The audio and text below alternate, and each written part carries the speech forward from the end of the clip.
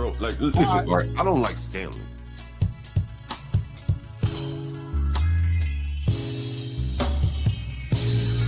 I think the only person I have been was Stanley. And Nate, Stanley doesn't state the obvious, like what the up. He spews talking points. Yes, he does. Yes, he does. The nature of American culture, it's a white people problem. Okay. I literally said they need to understand. You really gotta let these people bother you like that. If they want to beef with you, it's called Stanley versus the world. And just assume their character by stereotype? I think people do that every day. Okay, I didn't ask you. What do I think is okay?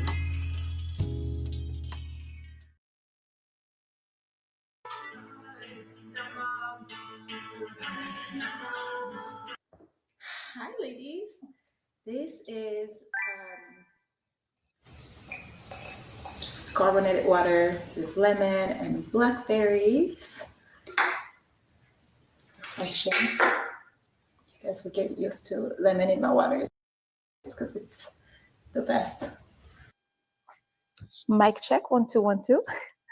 Salut tout le monde, bienvenue dans ma chaîne YouTube. Je m'appelle Amina et aujourd'hui je vais parler de l'élégance, mais l'élégance vue dans le regard d'une femme noire. Activez vos sous-titres si vous en avez besoin, parce que comme d'habitude, je vais m'adresser en anglais. Hi everyone, welcome back to my channel, and today I'm going to be talking about elegance, but elegance in the lens of a Black woman.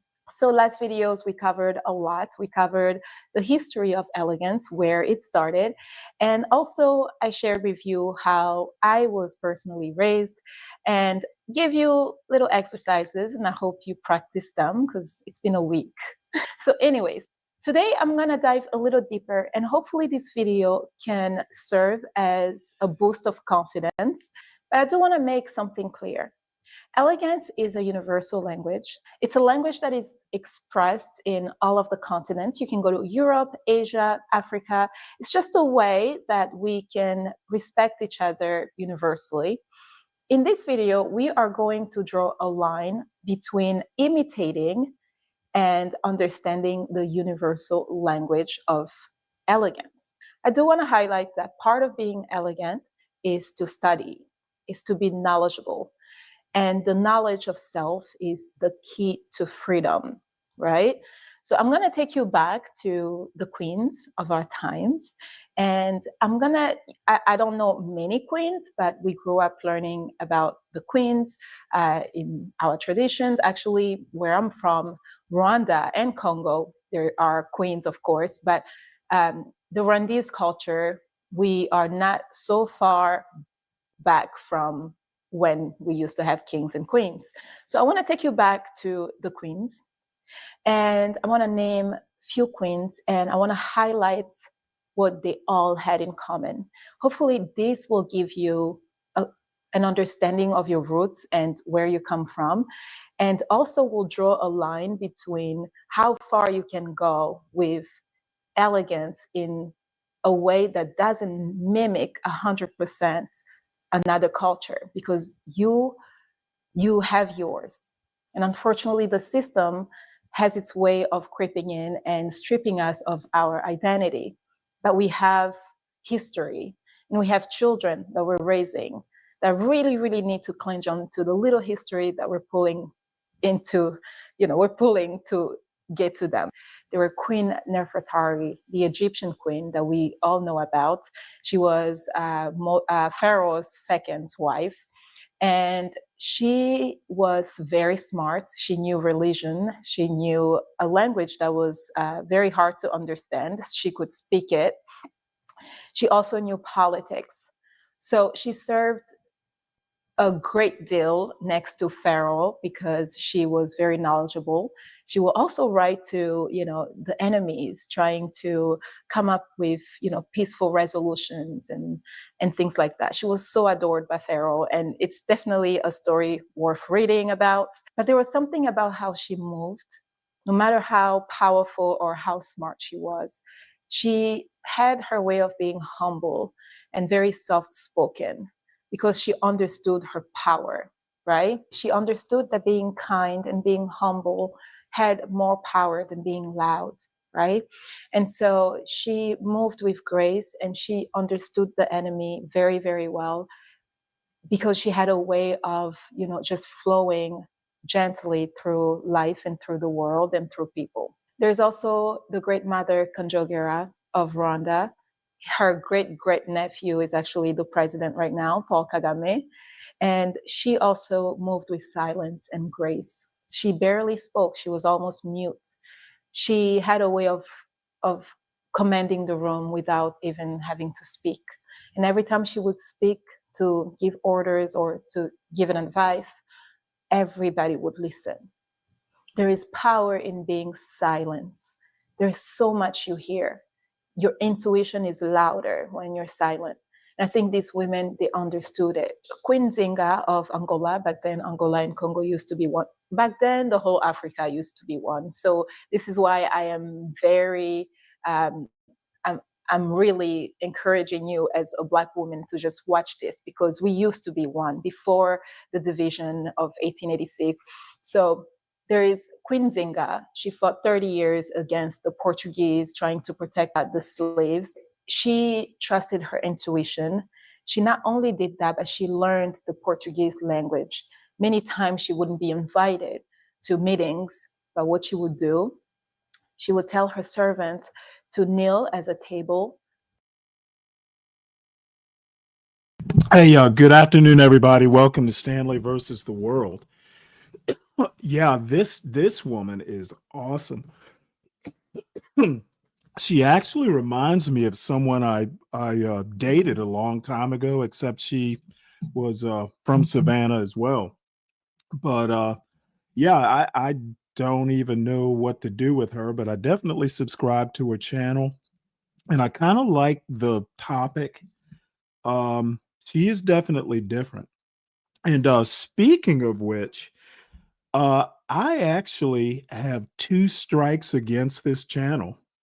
One from NPR and one from an organization called the Hungry Historian.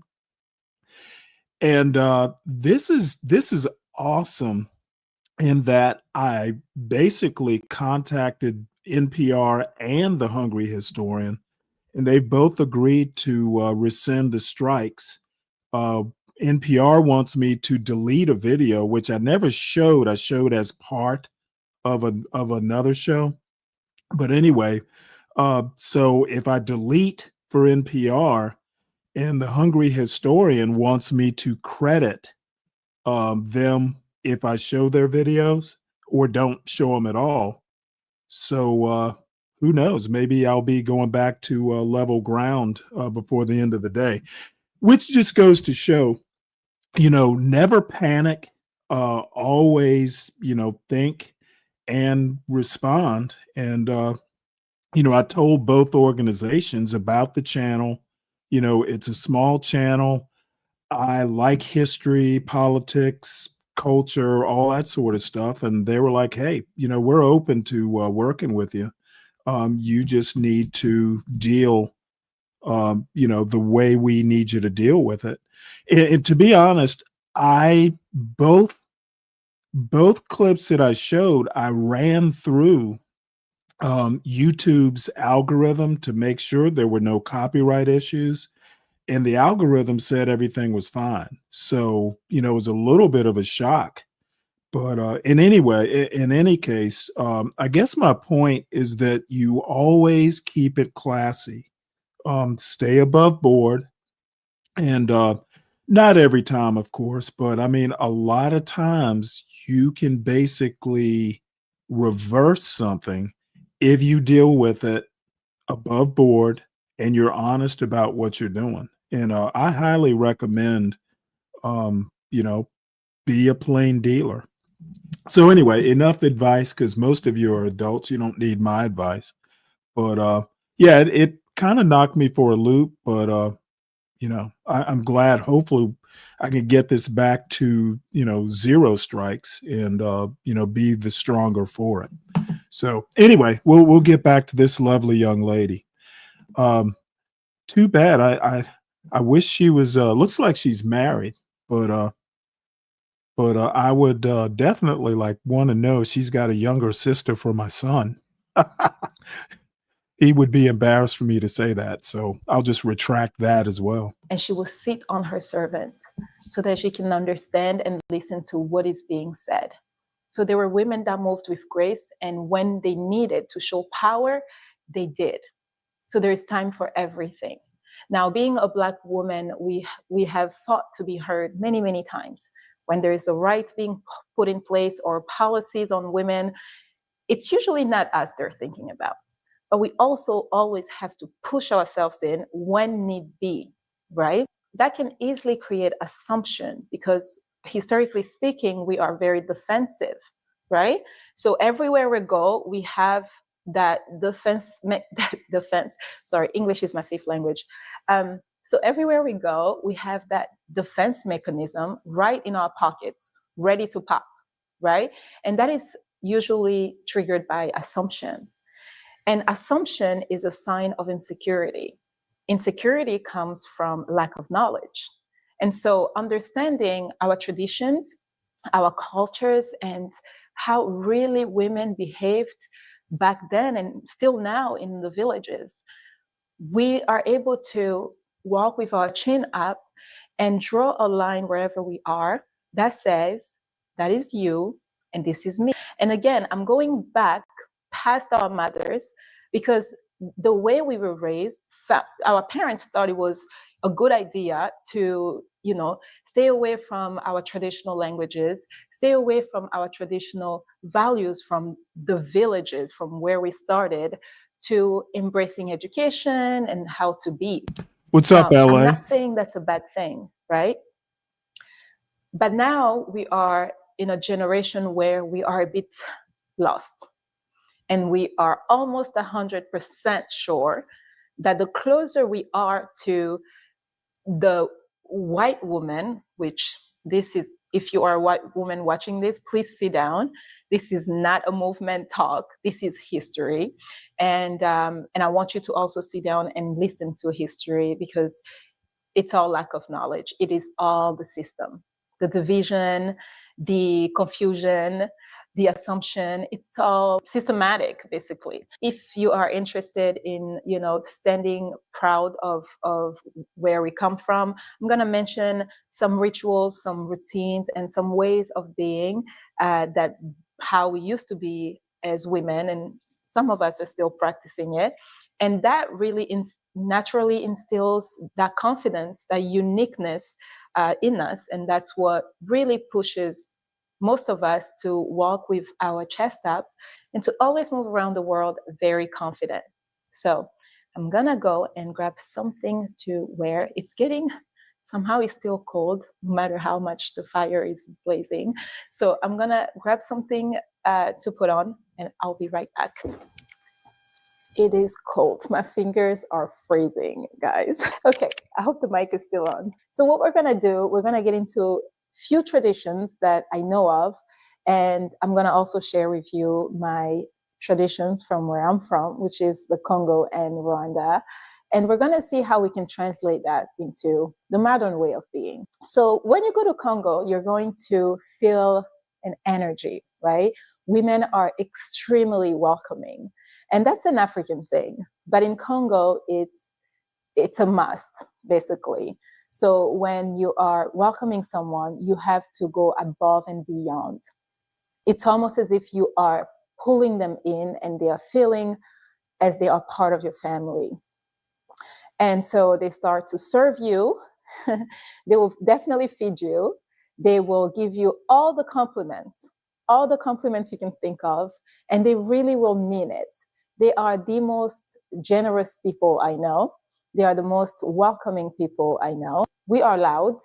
We love music. We can dance all night, all day. And there is nothing wrong with that. That's who we are. That's a tradition that we are also good at passing down to our children. So the way that I refine that as a modern woman is I like to host, obviously, but we are in modern days where busy schedules, children, and understanding your time management and planning ahead, that's very important. That's also part of being elegant. Being overly energetic it needs to be balanced, right? So balancing that energy is something that I've mastered. I know that I can, wow, you look amazing. I love your shoes. Hey, you need to come. I need to show you some dance moves. Okay. That's the Congolese side of me. That's the side of me that everybody, my neighbors know. And the funny thing is, so when we moved here, it was around COVID, and I made sure that everybody understood that the mixture of ginger and turmeric was exactly what people should do. I love that because they know who I am, but they also know that I know who they are. Okay. So that's what we need as African women, because that increases our comfortability wherever we go, right? It builds confidence. Posture, the neck elongated, the back elongated. The woman's curve in Congo is a very big deal, especially in African clothes. I'm actually wearing my design that I started a few years back, I think 8 or 9 years, but I wasn't good with business, so it had to be canceled. But the reason why I don't wear a lot of African traditional clothes is because I just don't have the back. I'm literally so flat. And I seriously think that the African fabric is for the curves and, the S shape, which I don't have. I don't have boobs. I don't have butts. So I look literally like a stick in African fabric. But so when I started my line, which is, the skirt that I'm wearing right now and the pants and few things that I started, I just, I launched few pieces. I think it was 7 or 6. And I made sure those pieces could accommodate skinny women like me. And so, the skirt will have a little, like this skirt, for example, it has an extra layer that sort of adds a little bit to the bump. And so it kind of makes me, gives me a little shape. But if this wasn't there and this was tight, it'll be a little flat. But with this, there's a little something that I can work with. Being a clean woman is a big deal. And there is competition between women, and even the way you take care of your kitchen. So a woman, after cooking, it's a routine to always clean after yourself, to always have a kitchen that is clean, always. If another woman comes to visit me and she sees a fufu stick that I cooked fufu with, and it still has the sticky fufu on it, bad representation, bad. But keeping your house clean, keeping yourself postured, having femininity and how you move, that is extremely important. And that I'm going to use that and drag it to Rwanda, because femininity and softness is extremely important when you are a woman in Rwanda. Even our skin, Rwandan skin is extremely soft.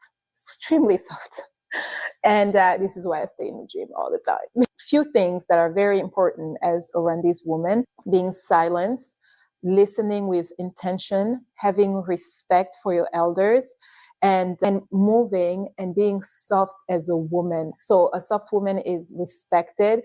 A soft and quiet woman is adored, because that's the core of a woman. There's a way you have to pour milk. They are very respectful, very composed. They speak slow. Speaking slow and being silent is very important. The way they flow, the way they dance, everything has to be soft. And the movement of a woman and how she takes care of her home, how she pours milk, how she greets people, she serves tea. It's just the rhythm of a woman. Those are the routines, the rituals. And same thing applies to the modern days.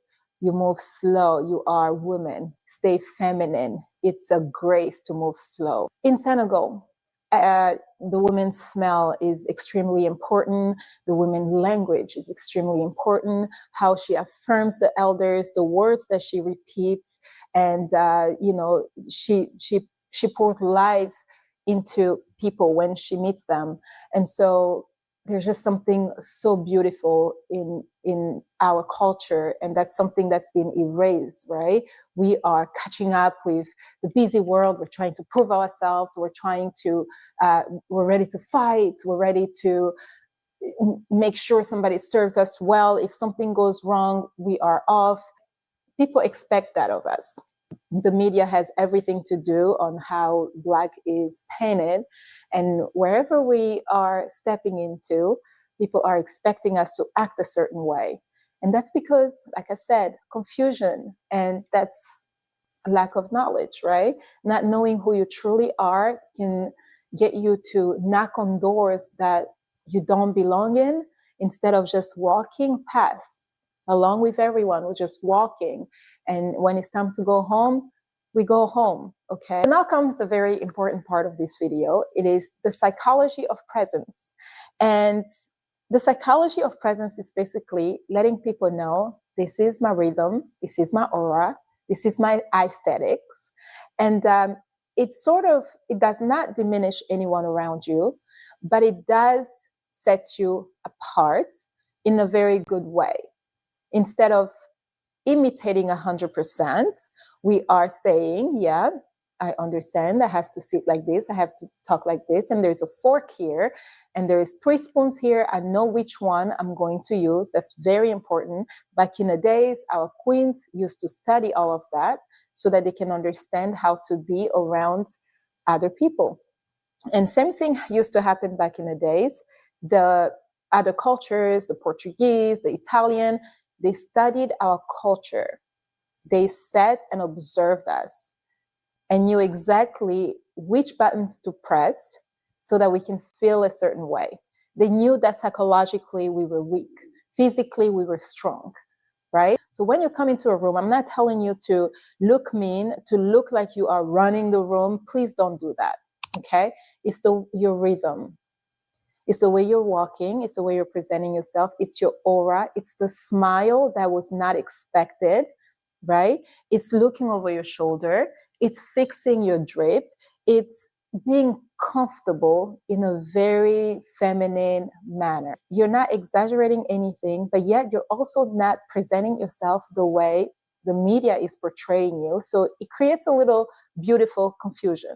Approaching someone, if you are very curious, being able to look at them in the eye and acknowledge when they are speaking. And when you smile, don't look away. You smile while gazing in the eye for 1 second. You smile and you look away. We were taught in our tradition to look low and to bow, right? That was a sign of respect, not a sign of disrespect. Because when you go to China, everybody bows, right? Oh, we're not doing that. I don't think I can see myself really doing that here. But there's a way of respecting. You can, yeah, of course, thank you. You know, but we're not bowing. We're not looking down. We're looking straight in the eyes, because there's that connection, that deep connection you create with someone when you connect with them in the eyes. And I believe this is something that, you know, was stripped out of us back home. In so doing, that the way we were raised was to look down when a grown-up is speaking. You don't look in the eyes. And the funny thing is, my first eye contact was in America. We were taught to look down when anybody's talking to us, except if they are the same age as you or they are younger than you, then you can look at them in the eyes. So breaking that tradition was very, very hard. And now I cannot see myself looking down, because it's a sign of weakness. And it's something that if we had to undo, I would definitely say, yeah, that part, we can get rid of it. But there's nothing we Hey, can Kimmy, undo. It is tradition, it is she's culture. We embrace from it, the but we just Congo, align Rwanda it into a universal way area. of being, right? So staring at someone in the eyes, that's extremely important, especially if you're a woman of color. And So she smiling probably genuinely has, you and know, fixing the gaze there's a and connection, looking a for West one African more connection. second in their eyes. That signals, I am not ashamed of you. We are the She same probably people. has some It European just in her signals also. same level. Excuse me. It's very important to let people adjust their pace to you instead of feeling like you have to shrink. That's something that I can very much highlight. If you have a highlighter, this is it. We're not shrinking. Never think you need to shrink. You have to make sure the room adjusts itself to your flow. So being quiet, your posture, and the way you connect with people, the way you invite them in by asking them questions that will allow them to speak. And while they're speaking, that is your opportunity to let them know who you are silently, right? Acknowledging, I guess eye so. contact, What am I going to say, smile, Dave? very warm. She has I good promise you that you're genes. going to leave the room and you're going to get people wondering, gosh, I like her genes better she than was Sydney different. It's Sweeney's, not what by I the was way. expecting. Okay. It's just time. It's time for us to redefine what Black woman is, because we have lost it. We have lost somewhere along history, we've lost the screw. It's time to screw it back in. All right. We need to. So one other thing you can do before entering a room is taking a deep breath. Really, like this is something that a lot of people do before speeches, before even entering any room. So you just, you don't want to come with tension. So you basically don't want to come with tension. Hopefully you weren't late, but you were probably fixing yourself in the car, spraying more perfume. Do not bring that energy into a room. You want to be able to release it before you enter a room. Chest up, chin slightly up, neck elongated. Take a deep breath, and then let the show begin. To take your time walking, you don't have to be rushing. Posture, femininity, silence, and aura. Always remember that. So move with grace. Don't rush, because rushing signals anxiety, and you don't want that, right? So you have your posture. You've already taken your deep breath, and now you're walking, taking your time. Walk with the same rhythm as your heartbeat, or half a second. Acknowledge people. Don't just go straight and, throw your bag here. And, excuse me, we're not doing that. Everything is aligned. You want to move your bag to the other arm. You do it gracefully. You want to walk. You do it gracefully. One step per heartbeat, or a half a second per step.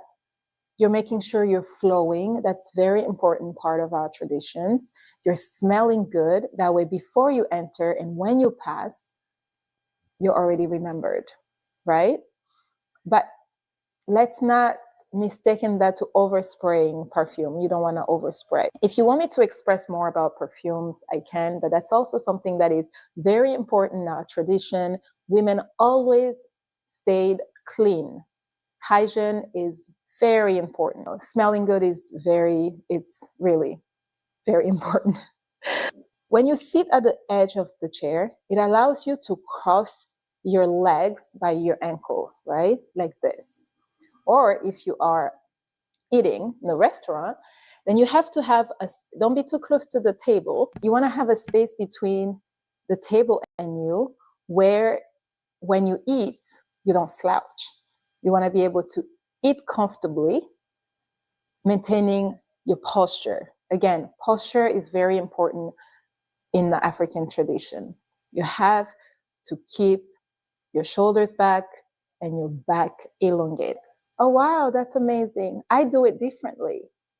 That means you acknowledge what they said, but you also say you do it differently. Or you can say something like, oh, I see your perspective. I understand your perspective. That means you are not agreeing, but you are respecting their point of view. So when speaking, you don't always have to agree with everything, every suggestion. There's no lead in that. There's no identity. Identity is very important. Identity is beautiful. So when you have roots and you have traditions to uphold, even if they were lost, bring them back, but just know how to refine them in a way that is acceptable but still sets you apart, right? And there are places where we let loose and we are 100% traditional in weddings, in parties, in our mother's homes, in our homes, in our friends' houses. That is perfectly fine. But when you are out there in the world, just like every other tradition, that's when you take that and you refine it. That's this is me and this is you, a line that you're gracefully drawing, a line that is acceptable, a line that is not showing as if it was a movement and coming in strong. No, we need to tune down. We need to tune down. If you are a woman of color, I encourage you to work on your confidence, work on your identity, and read books about history of African American. I actually read it all. Right now I'm reading Things Fall Apart. It's by Chinua Achebe. Well, I hate to tell you this. I read that my freshman year of high He's school. Liberian, and apparently this book was a book where every student had to read. This is Liberia, if you don't know, is a country that was built by free slaves. Interesting. Okay, looks like Obama also encouraged people to read this. So I cannot wait to start this. But what I do is every month I have a book that I read. But the last few years, I've literally been in the bubble of fiction. Since June, I've been, into the feminism movement, the first, second, and third wave. And now I am getting into, cultural books, historical books to understand exactly where we were and where we are. Any subject you want to know about, let me know in the comments below. And let's get this going. We have a lot to change, ladies. Remember, ladies, stay elegant, but stay rooted. Okay? I'll see you later. Oops. Oh, sorry. This is Betty Buck. We will definitely be seeing more of her. I totally appreciate her message. If I had a daughter, I would definitely be showing this particular young lady to her. Just plain old excellent. And I can tell you from my personal experience, I've met one or two women like her who were very aware of themselves. And the thing is that, eventually these rules that she's talking about become habit. But anyway, I thoroughly appreciate her message. So I do have a number of news stories. And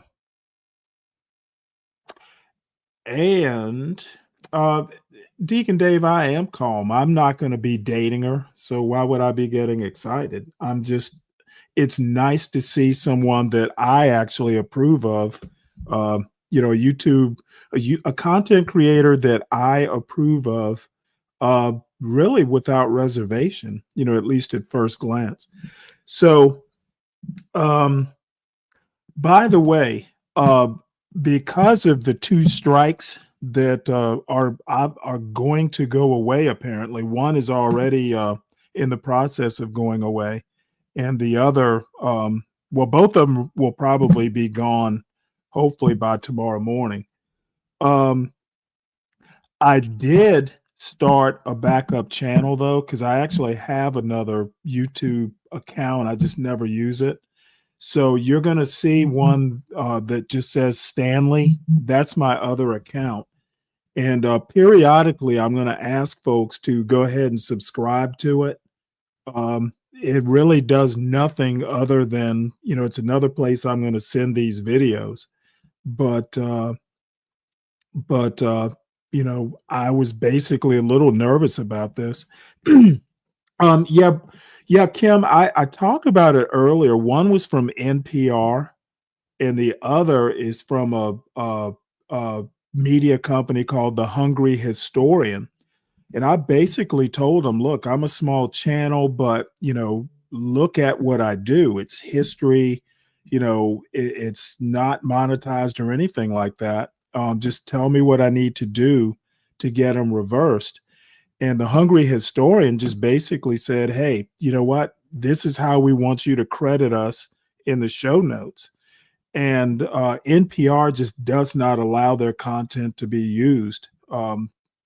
So their requirement is I just delete the content, which I've already done. So, I was just basically saying, I think if you're above board, and much like this young lady, look people in the eye and tell them, who you are, and and ask them, how do we fix it? And if you're upfront with people, my experience is many times people will work with you. So anyway, let us move on to news. And there is news. Apparently the Senate has passed whatever it was they were going to pass with this continuing resolution. There's some modifications to it in that the CR is going to go into January, and supposedly there's a promise to address the Obamacare stuff. I personally don't trust MAGA, but a lot of people feel that the Senate Democrats caved on this. So we'll see how this turns out. But to be honest, after last Tuesday, I think the Democrats can afford to be magnanimous. It's certainly not going to hurt them in the long run. And MAGA's probably cooked at this rate. They really surprisingly, they are bad politicians. Trump is a particularly bad politician, and they're going to suffer for it. And but I'm going to wait till the new year to go. I told you so. So let's have a look at this video.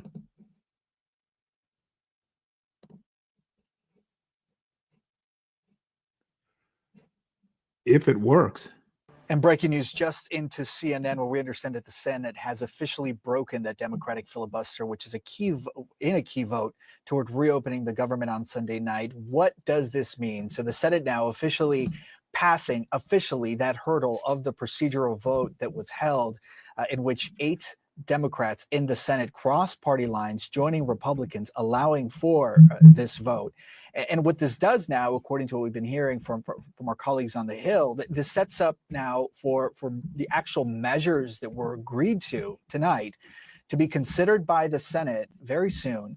And then eventually that package, upon approval, then heading to the House, where that still more hurdles are yet to be seen, including potential opposition. Now, once it clears the House, then we could finally see that at the White House, where it would be assigned by President Trump, and that then would potentially lead to the end of this government shutdown. It is a crucial development out of Washington, D.C. for millions of Americans, especially those who have been going without paychecks for at least 2 pay cycles, especially those federal employees who have continued to show up to work without pay. And then the question also of those people who receive food benefits in the form of SNAP. Part of the agreement tonight would be that funding of those SNAP benefits for at least another year.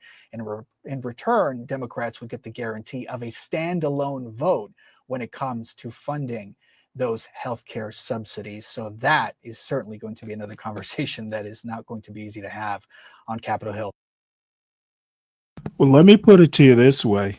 Now that the vote for the healthcare stuff is committed to paper, the Republicans are not going to be able to back out of this without consequences.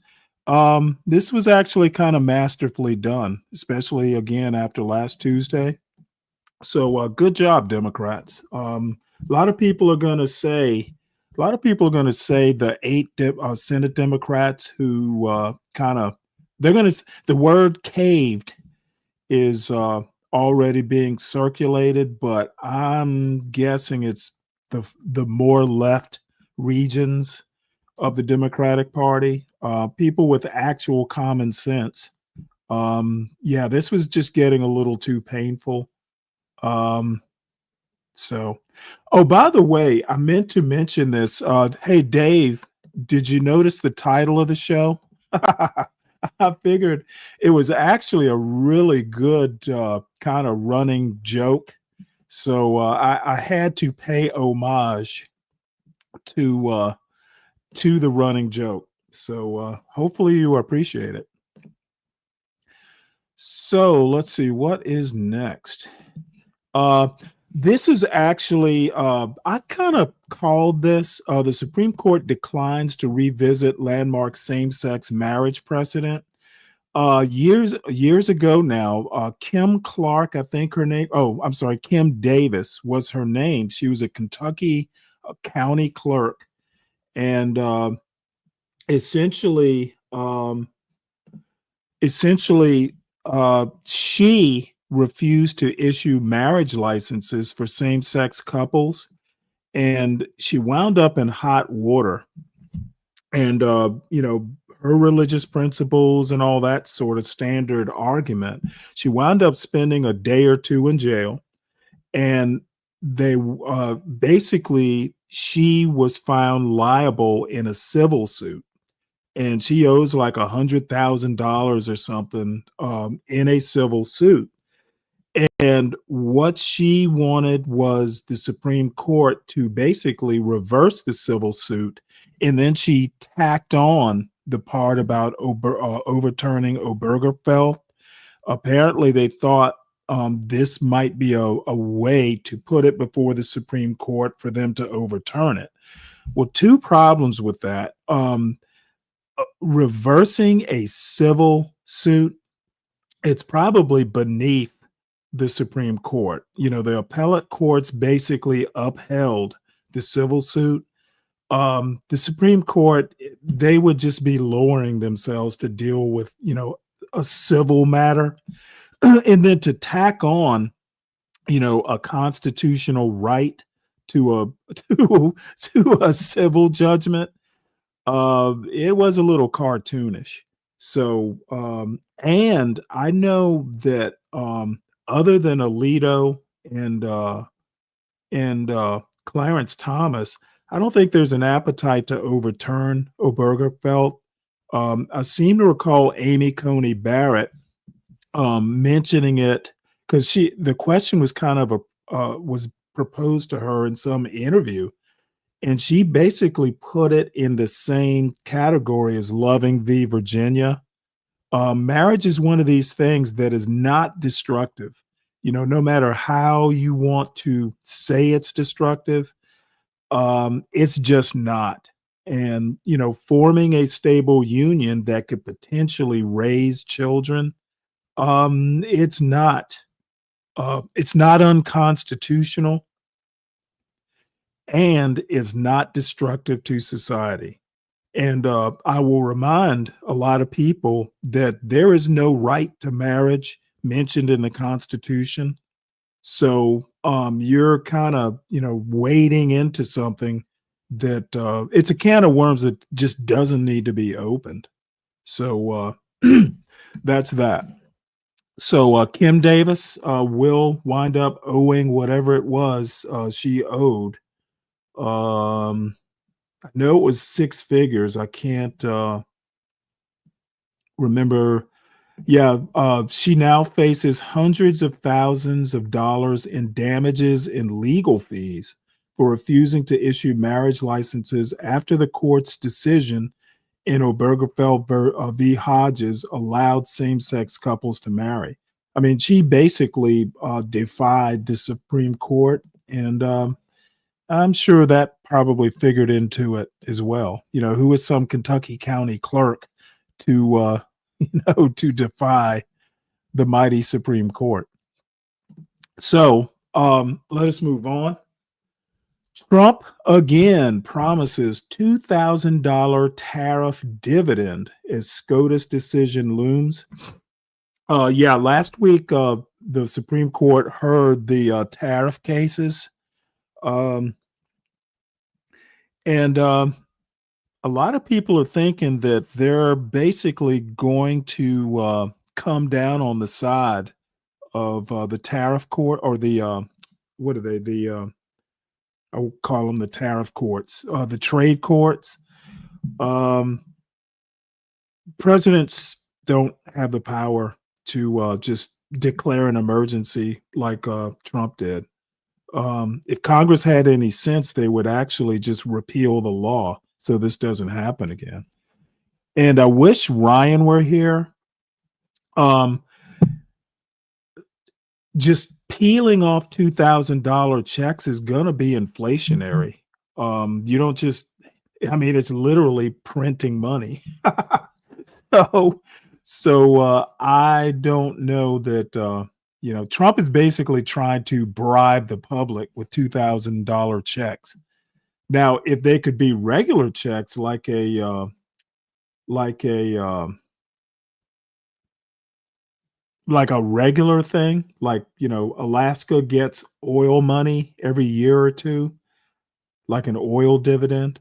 If this could be like something that's done yearly, well, who knows? That might change things.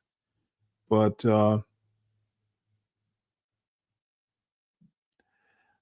I think that Donald Trump is just trying to, exert some public pressure on the Supreme Court. So, if this is a question for towards the end of the show, the Supreme Court heard a case on a former inmate's religious freedom lawsuit against Louisiana. Essentially, this guy's a Rastafarian, and he had dreadlocks, and the Louisiana prison system or whatever, they shaved his dreadlocks. And he's basically saying, oh, hey, that's a violation of my religious freedom. I am tempted to actually listen to the case. It happened at this morning. So you all let me know, towards the end of the show, it would be interesting to hear this case. I don't know how long it was, probably not more than an hour or so. But let me know if it's something of interest. If not, I can do it offline. Speaking of President Trump and courts and pardons, Trump pardons Giuliani and others involved in effort to overturn 2020 election. Let's listen to this. The salient part is this pardon does nothing. There were no federal charges to pardon, but I guess what he's trying to do is kind of exert pressure on the state courts, Georgia in particular. So let's listen to this. Trump pardons Giuliani and others involved in effort to overturn 2020 election. This article is by Ali Watkins, Ashley Ahn, and Glenn Thrush, and read by an automated voice. President Trump has granted preemptive pardons to Rudolph W. Giuliani and others accused of trying to overturn the results of the 2020 presidential election, according to an official familiar with the matter. The official, who requested anonymity because of the sensitivity of the issue, said on Monday that those pardoned include John Eastman, a lawyer who advised Mr. Trump's 2020 campaign, and Sidney Powell, a conservative pundit who was briefly a public face of his campaign. The presidential pardons, which would only apply in federal court, are largely symbolic. None of those named are currently facing federal charges, and the pardons cannot shield them from ongoing state-level prosecutions. Mr. Giuliani, the president's former lawyer and confidant, was a leading voice in efforts to invalidate the results of the 2020 election, which Mr. Trump lost to Joseph R. Biden, Jr. In the weeks afterward, Mr. Giuliani made widespread statements claiming that the election had been stolen from Mr. Trump and that Mr. Biden's victory was fraudulent. Mr. Giuliani has faced many legal troubles relating to his false and misleading statements surrounding the 2020 election. In 2024, he was disbarred from practicing law in New York by a judge who said he had baselessly attacked and undermined the integrity of this country's electoral process. In 2023, a federal jury found Mr. Giuliani guilty of defaming two poll workers in Georgia, whom Yeah, I'll stop it there. What he did to those two poll workers who were innocent of any wrongdoing, boy, they should have jailed his ass. Dude, these two women just went through pure hell after he lied on them. You know, he's worse than Trump, in my opinion. So let's shift gears here. U.S. military kills 6 in strikes on suspected drug boats, Hegseth says. So let's listen to this. U.S. military kills 6 in strikes on suspected drug boats, Hegseth says. This article is by Eric Schmidt and read by an automated voice. The U.S. military killed 6 people on Sunday in 2 more strikes on boats suspected of smuggling drugs in the eastern Pacific Ocean, Defense Secretary Pete Hegseth announced on Monday.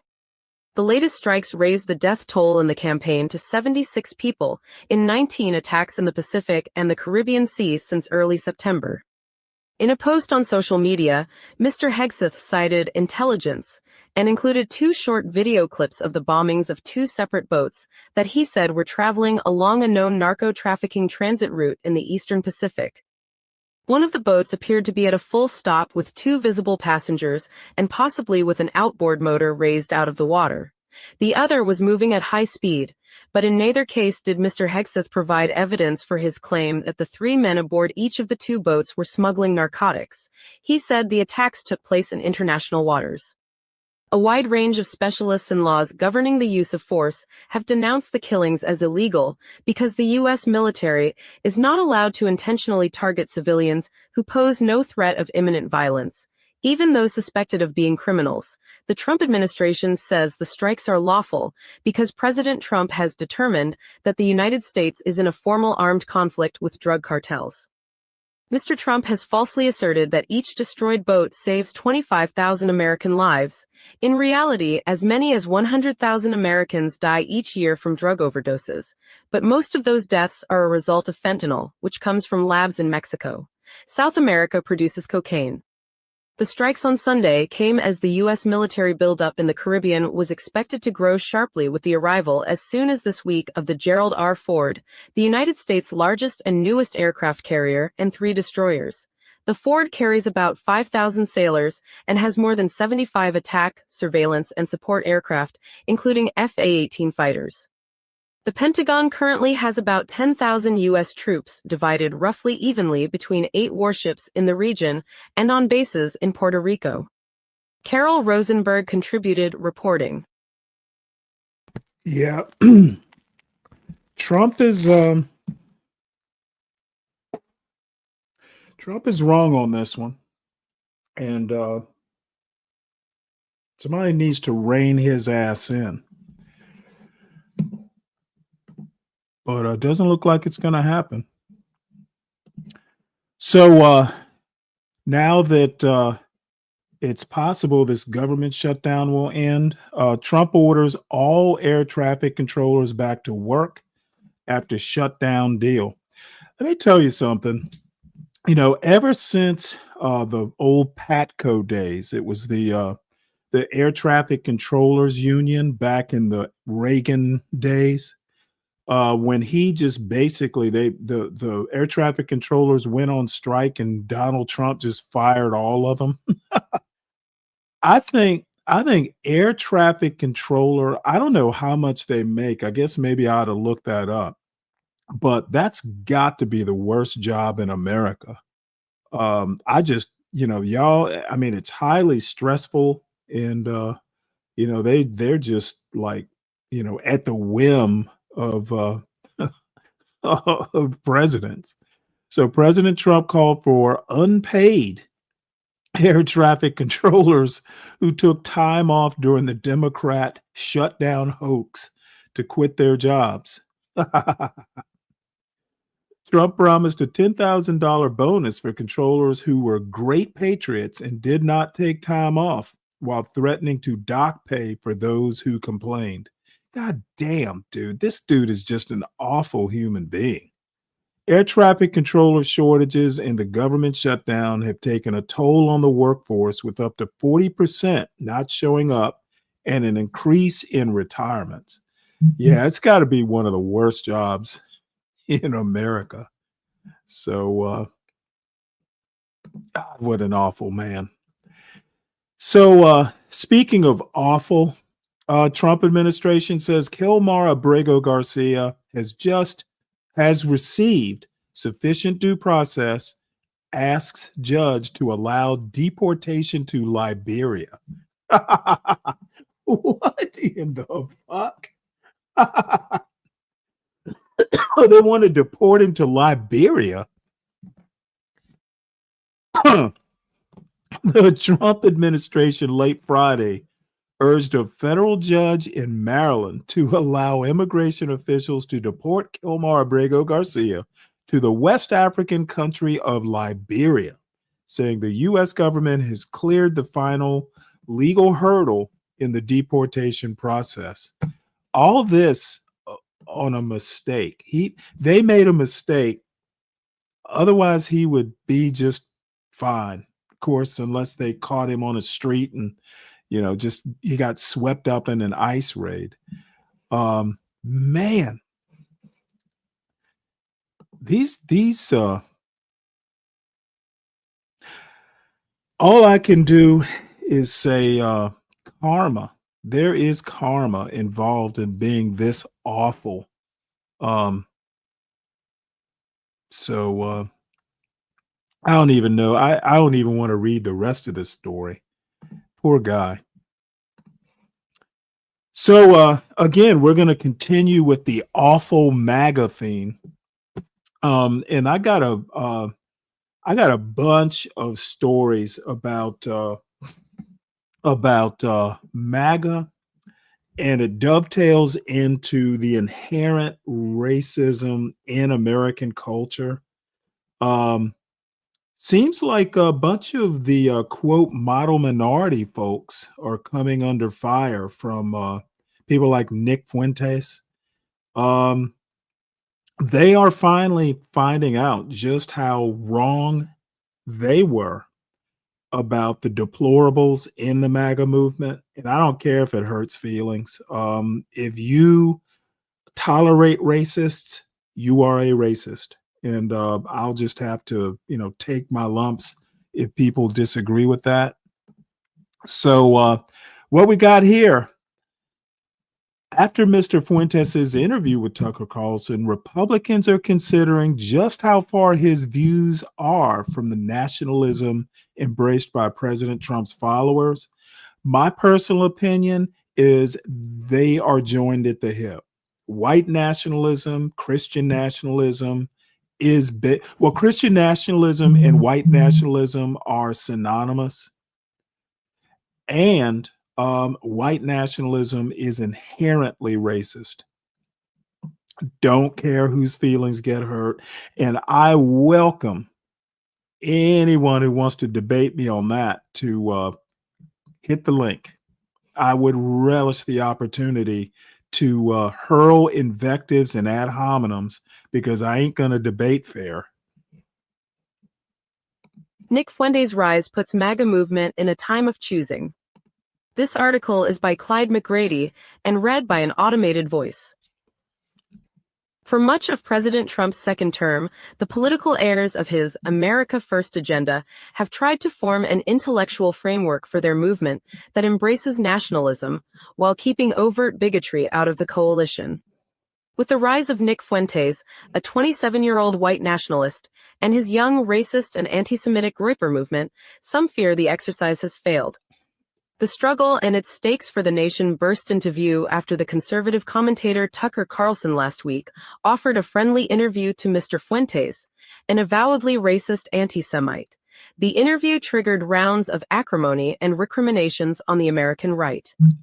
Mainstream Republicans have described Mr. Fuentes' ascendance as a sudden surprise, but others, including some on the right, see it as a natural evolution within the movement that has come to be known as national conservatism, whose adherents embrace an American identity based not on the ideals of the nation's founders, but on the centrality of Christianity and familial ties to the land.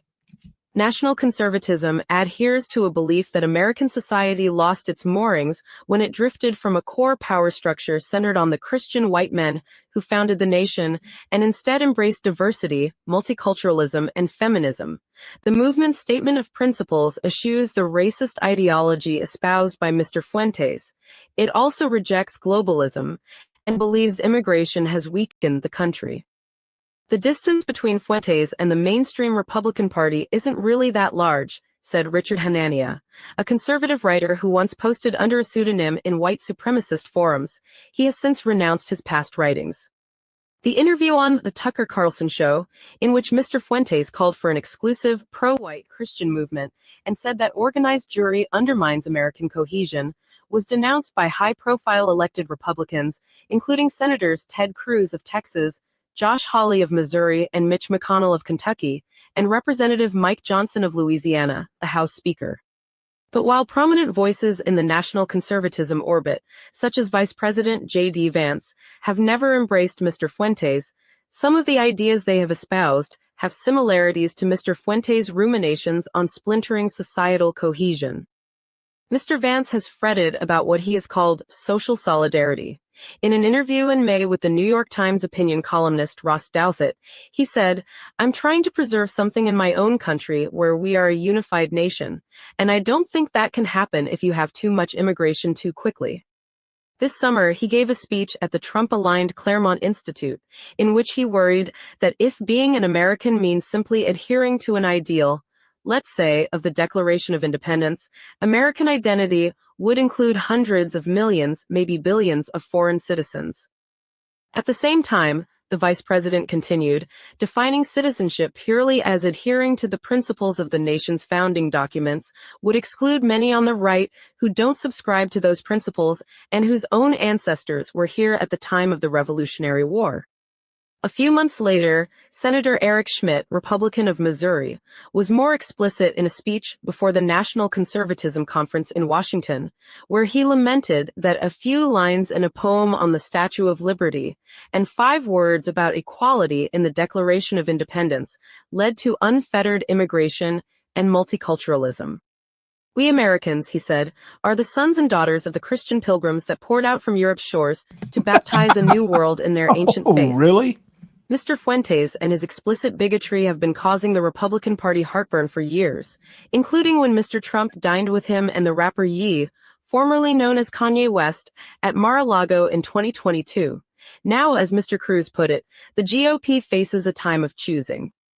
"This is a poison, and I believe we are facing an existential crisis in our party and in our country," Mr. Cruz said at the Republican Jewish Coalition's annual summit last week.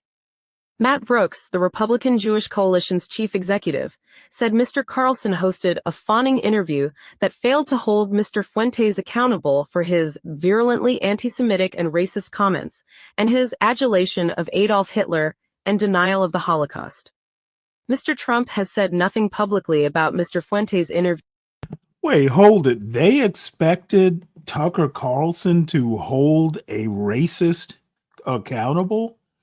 That's like asking a dog to ask another dog to stop being a dog. That's what are these people thinking? And JB, you're mad, huh? At what exactly? I just don't like how you talking about Trump. I don't give a fuck whether you like it or not. Let me ask you a question. Do you honestly think I do this show just to make you happy? Well, you need to. Well, guess what's not going to happen? If I get mad, Stanley, I'm gonna have to drop who some gives a F-bombs fuck? on you. Hey, if you get mad, that will tickle me pink. But what I'm not going to do is censor myself to your liking. Yeah, That quit ain't- just start talking about Trump. that just ain't going to happen. I'm going to Yeah, say what yeah, I just want to get a- say, when I want to say it, and how I want to say it 101% of the time. Just So get on your you knees can and you apologize, can babble on, but you're gonna take it. Just get on your knees You and are apologize. just gonna take it. And as a matter of fact, the more you whine about it, the worse I'm gonna be. Just get on your knees and apologize. Yeah, I'll do just that. So I have a whole bunch of X articles, and I rarely use X. A couple months ago, maybe I actually started an X account for the first time since ever, and I just decided, you know what? I've been hearing a lot about Dinesh D'Souza, Nick Fuentes, Usha Vance, JD Vance, all these people, all these Indian heritage people that MAGA is just being racist about. And it's been pretty funny. If you look at, some of the black content creators on YouTube, they're all going, oh, hey, they're finally waking up to how awful these MAGA Republicans are. And it's quite entertaining, to be honest. So here is a couple here are a couple here are a couple Nick Fuentes videos out here on YouTube that I figured Stop we'd speaking on Trump, Sam. I'm sorry, what? Stop speaking on Trump. I don't like it. I'll talk about Trump because I think he's a piece of shit and an awful human being. Well, what about yourself, Stanley? I'm not president. That's what about myself. You're not smart enough. You couldn't run the world Well, if you wanted that's to. fine. I take comfort in knowing that you're not smart enough either. So we're smarter equals. than you. I don't think so. Just So get on your anyway, knees and apologize, bub. here is MAGA's new God damn it. Quit saying it. This is MAGA's future president. It was pretty pathetic, though, to see all these people unfollow Ye as well. I saw, so Kai Cenat, this is so pathetic. These people like Kai Cenat, they're just scum. They're just leeches. If Kai Cenat saw Ye in public like he did at the Grammys, he would do everything to get a picture. He would say anything, do it. Hey, goat, can I get a picture? Oh my gosh, there he is. Oh my gosh, it's him. And then Ye actually does some goat shit and he goes, oh, come on, it's GG's. I can't do a collab with him now. Coon. Fucking coon. It's disgusting. That's straight up It's not funny, that's Dal. so serious. Talk about Uncle Tom. His I'm Jewish sorry, manager wouldn't what? let him do it. It's fucking pathetic. Quit fucking laughing.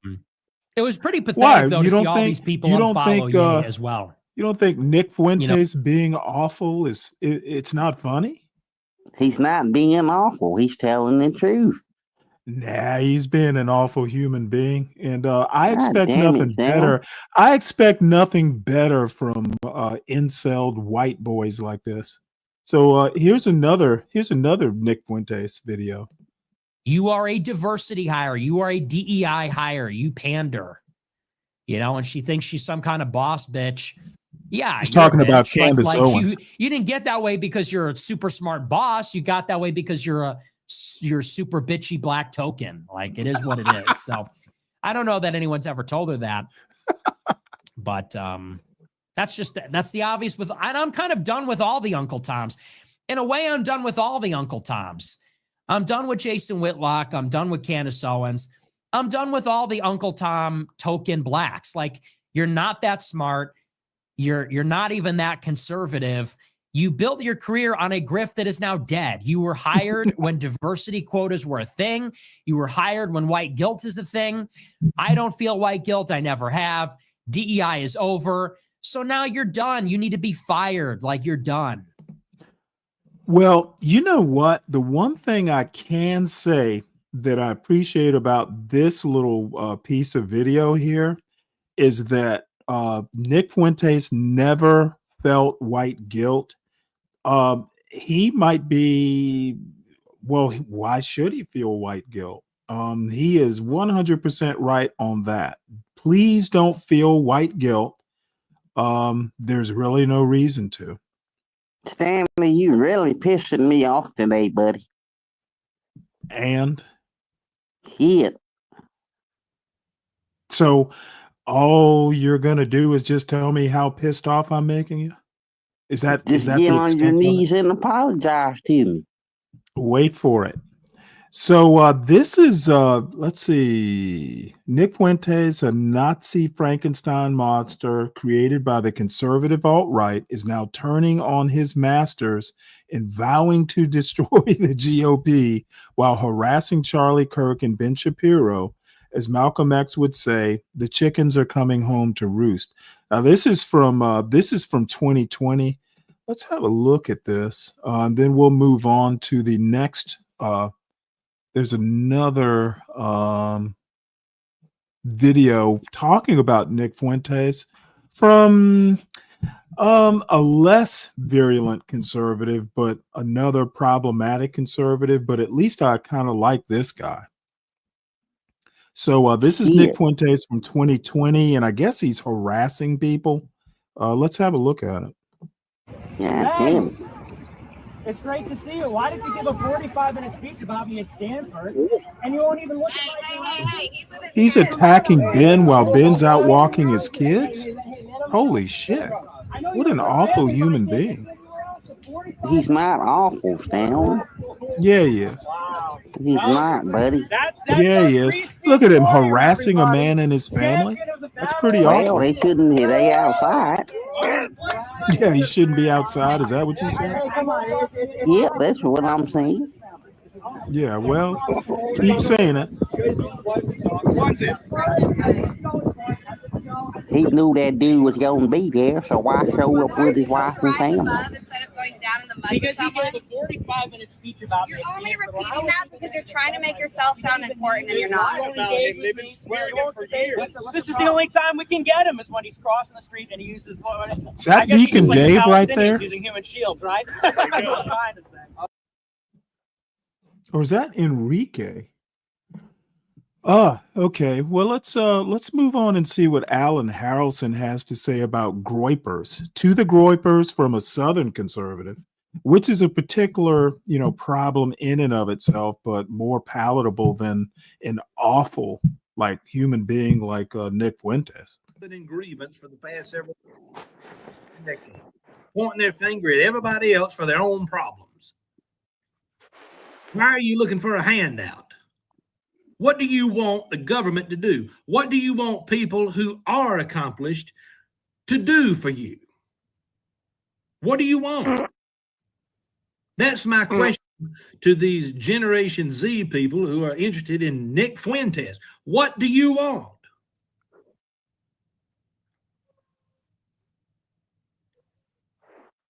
I'm surprised when somebody who's 40 or 50 years old gets a job and you don't because they're more experienced, more talented.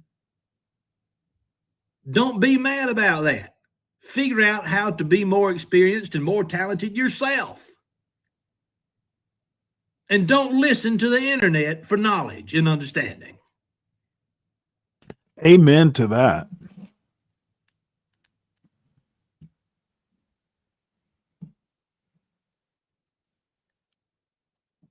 It's the handout generation is what this is. Oh, I've seen it. I've seen several people through the Generation Z saying, well, to hell with the Constitution. We're going to create a new America.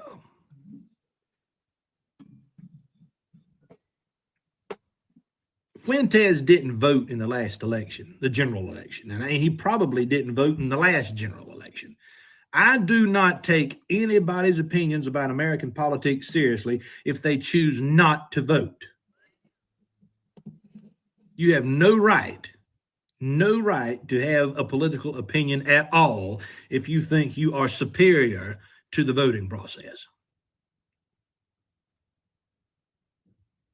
So you don't want to use voting to change the country. What is your plan? If you're not going to vote particular people that you appreciate into office, how are you going to create this so-called new America? What's the process? Somebody explain it to me. Well, I think what Dr. Harrelson is not really realizing is these people want to burn it down. Groypers, they want to burn it down. There is no way to please them. The only way is burning it down. And I don't know how people just don't realize that a Nick Fuentes is, one step above simple, like a basically a simple anarchist. Um, so I think in some ways, Alan is kind of preaching, kind of pissing in the wind on this. And worse than that, they're just gonna call him a boomer. Which, by the way, I may get to ranting about. I was reading something the other day, and it was just so right. As a matter of fact, it was Alan Harrelson talking about it. I'll see can I find that video where just the disrespect that some of these young people have for their elders. It's funny because I hear people fucking I unbelievable. hear people on this, in this particular sector talking about boomers. The problem is they literally don't know shit. It's like, I fussed at somebody or made a comment or two in Nidish's chat today. These people talking about boomers, they literally don't know shit. Like they literally don't know shit. They're talking about I had someone this morning say that segregation of schools started in 1954. And I guess you could say, the Supreme Court passed Brown v. Board of Education, but desegregation really didn't gain steam until the late 60s and into the 70s. The South especially did everything they could to avoid desegregating their schools or integrating their schools. Segregation academies. I mean, they would have closed whole public school systems to avoid it. But this woman insisted that 1954, it went from 0 to 100 in 1954. And I was just like, wow, you really don't know even modern American history very well, but you'll stand on your ignorance. If you've ever read like the 5 Laws of Stupidity, she would have been like one of those rules. Like, not only do you not know anything, but you're going to stand on your ignorance and double down on it. That is a Donald Trump move right there. I don't know shit, but I don't need to know shit. I'm just going to make it up and stand on it. Stop speaking on Trump. Make me, That's my last time telling you that, motherfucker, Stanley, before you I make will me not mad. only speak on Trump, I'll put your ass in the back while I do it. You don't Shit, tell me you gonna what piss you me don't off, tell me Stan. what to say. Who the fuck are you? Shit, get on your knees and Who the apologize. fuck are you to tell I'm me telling you what not to to say? speak on Trump. And I'm telling you, fuck off. And I'm telling you, don't speak on Trump. I will speak on Trump at will. As a matter of No, fact, you it's won't, better. Stanley. It's I'm not better. gonna. It's better when you're on the panel. I like it when you're here. Keep I'm putting not up a gonna fuss. sit up So here and keep let you putting talk up. about Trump. Keep putting up a fuss so I can continue to do it, please. I'm not sitting up here and letting you talk about Trump. Oh, Stanley. motherfucker, run along, Junior. Stanley, get Because on if your you don't knees allow and the voting apologize. process, Run along, Junior. then the only other way I'm I can see that busy you're here. going to change America is to create an American-style Third Reich. Just apologize, Stanley. And buddy, Exactly. you got a big That's fight on your exactly hands if what you they think want to that's do. what's going to happen. Get on your knees and And apologize. I know that people think Shut like the that. fuck up, idiot. I've had more than a few people call me on the phone, send me emails saying that Nazi Germany was a good idea. People who claim to be American conservatives. Nazi Germany was a good idea.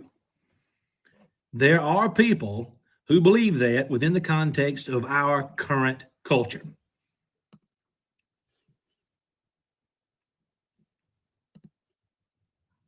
You better be careful with that.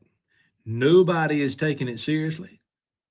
Oh, really? Every major conservative outlet, the National Review, First Things, the Heritage Foundation, they finally got their act together.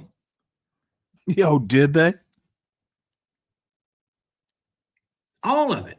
I don't see any, and you think, well, those are all mainstream publications. They don't listen to our pleas and our plight, us young men in our 20s. Golly.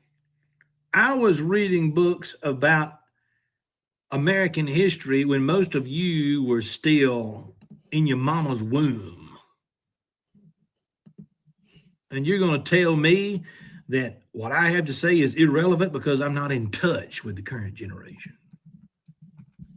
All right. Y'all think you got enough of experience. You think you're wise enough to make all the decisions you think you're going to be able to make decisions on a national level at that age. You got a wake-up call that can't come soon enough.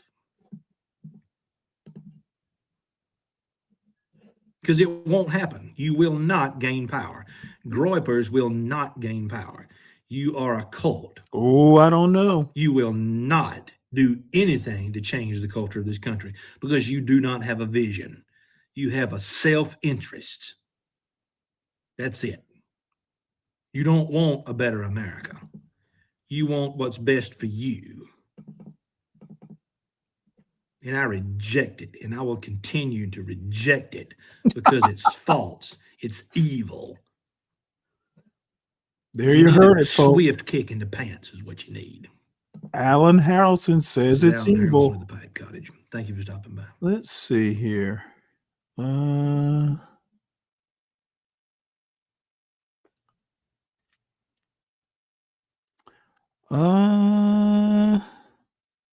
can't remember which one it was. Maybe it's this one. I'll just play this one. It's called "Conservatives Can Be Idiots Too." You know, it's something that not many. And let me Did you put just me in the stop bag, this right quick. asshole? Hey, if I put you in the back again, it'll cost someone to bring you back up. So what you want to do is A, not speak out of turn, and B, don't criticize the host because he's But going you to say gonna what let he me wants talk to though, say. right? I don't give it, dude. I don't have to No, I'm let you asking talk. a question. Will you let me talk? No, I will let you talk. Just talk when I ask you a question. How about that? Well, damn, when that's gonna be? When I have a question to ask of you. Well, think of one right now. Nah, it doesn't work that way. People God damn it, are really okay. talking enough about is that conservatives can be stupid too. Conservatives can be idiots too. And why am I so bent out of shape and why am I making this video today? Well, it's because you know me. I like to voice my opinion about certain things, particularly when I see published stupidity. We've got to do Published better than this. stupidity. I'm thinking right now of an article published today on the American Thinker website. Now can I talk, Stan? I've mentioned the Is the American video Thinker to you still before playing? because Okay. it used to be that this publication was important to me. I was very much interested in some of these authors back in the day when I was just setting down some political roots. Because we lost the Drudge Report years ago. Matt Drudge went down a rabbit hole, and we lost that, and we lost Rush Limbaugh. And God knows I don't trust the Daily Wire. So what do you have? Well, sometimes I like to check in with the American Thinker, but sometimes I read the National Review. It's somewhat disappointing. We don't have a lot of honest discussion and debate among conservative circles. And so I'm going to talk to you about an article in just a minute, but I wanted to point your attention to our Substack. And I love writing far more than I do talking and making videos. And today I published a piece on the Pipe Cottage Journal, which is over on Substack, entitled What Conservatives Are Supposed to Conserve. And I want you to read that. So in light of what I'm about to talk about, I would encourage you to go and read that piece because it's free. Some of the older stuff, you do have to have a subscription to access that. But that article is free. If you want to go read it. And so I would encourage you to do it. Now, this article from the American Thinker is entitled, Is It Insurrection Season Again? Written by Kevin Finn. I do not know who Kevin Finn is. But what's interesting about There's actually one where he talks about the younger generation and their just outright disrespect for their elders. Stanley, shut up and let me talk real quick. No, it doesn't work like that. You never tell me. You never open a sentence with Stanley, shut up. that is definitely not going to win you friends on this panel. Here's the video I was talking about, where he this is advice for young conservatives, and I'm not going to play the whole thing, though I listened to the whole thing, and it's actually a really good video essay. So JB, say what you need to say. And shut up real quick and let me talk. Make it real quick. Yeah, shut up. I just don't like no, you'd never start with shut up. Your ass is done. Deacon Dave, if you want him back up here, it'll be, let's start with you know what? Let's start with $10. I have a feeling this is that JB is going to be my cash cow of the day. So he's not coming back up. I told him, this shut up bullshit. It might be funny to people like you, Dave, but it's disruptive in my opinion. What's up, Soul Provider? Hey, Soul Provider, I've been enjoying your little your polls. I will definitely watch your awards show. That ought to be funny. No, he's not kin to me, Fred. I other than an amusing little moonshine drinking lawn jockey, I have no clue who he is. 5,000 euros. Oh shit! You don't mean 5,000. That's like what, $6,000 or $7,000? He's definitely not. Nobody's gonna pay for that. Redneck Santa is Alan Harrelson. He's a history professor. I don't know if he's still teaching. He has had some issues at places like the College of Charleston and Mississippi State, I think it was. He is basically a Dunning School history professor, and that does not work in the modern world. But hey, you know what? He's still kind of entertaining. So this is advice for young conservatives. You are out of touch with the younger generation. Well, I have finally arrived. I have finally arrived at the ripe old age of 39, when people in their 20s tell me that I'm out of touch.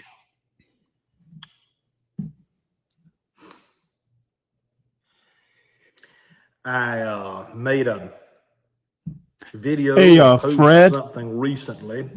JB is kind of like that football, and I'm Charlie Brown, and Deacon Dave is Lucy. Going, let him up. So I'm always hoping that he'll shut the fuck up while I'm talking and actually be kind of more amusing than horrible. And anyway, hey, you know what? Every good host needs a foil. And yeah. All right, Deacon Dave. I hope you got a stack of 10s. So here is this is gonna be Deacon Dave let you back up, JB. So let's Thank start you, out. Deacon Dave. You a real There one you for go. that, my boy. Yeah, But you're Stanley, his. Hey, Deacon Dave, you hear that? You hear that? you You're a his real one, boy. my boy. And let me warn you right now, JB. That $10 was to let you back on the panel. It wasn't All for right, you just to. be quiet and It let me was talk not real for quick, you. Stanley. It was not your carte blanche. You're Well, just can I back up talk here. real quick? Yeah. Shit. But like I was saying, don't tell me what to do or nothing Oh, like I'm going to that. tell you what to Just do on my listen. panel. Just be quiet and I listen. will always instruct you as to how to behave on my panel. I'm trying to teach you something, Stanley. What could you possibly teach me? Just be quiet and listen. You can probably Motherfucker, stop. You better speed up that southern drawl. I don't have all day. Shit. Get to your point. But I'm saying, I don't like how you started speaking on Trump and all this, saying Trump is this, Trump is that. If it wasn't for Trump, Stanley, you wouldn't be in the marriage. Yeah, okay. Is that all? Go ahead. Explaining my concerns about this Nick Fuentes dude, who I just heard about last week for the first time in my whole life. And I don't think he's impressive at all. He's odd. He's bizarre. But that doesn't matter. What matters is the degree to which people will defend his behavior. And one of the things that they defend is the need for the government to do something about young people, to help them in some way. These people are disillusioned, disoriented. No kidding. What do you expect the government to do about it? The best thing that the government can do about any of this is to get out of the way. Let people who have the talent and the ability and the energy to succeed in various aspects of life, let them do it. Those who want to play video games all day and live off of their mama and daddy's paycheck and be 35 years old living in a basement, that's not the government's fault. The government the government is actually in a better situation now than what it was when I was coming up in my early 20s.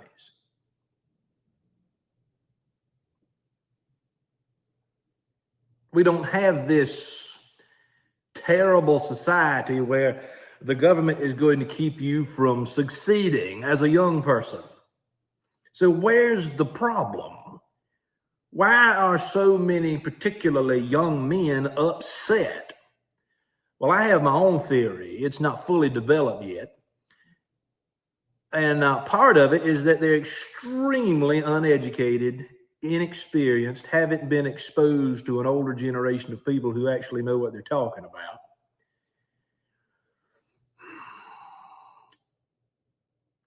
Why is that an older generation's problem? Well, it is an older generation's problem if you were not properly educated, if they didn't properly transmit an understanding of the world to you.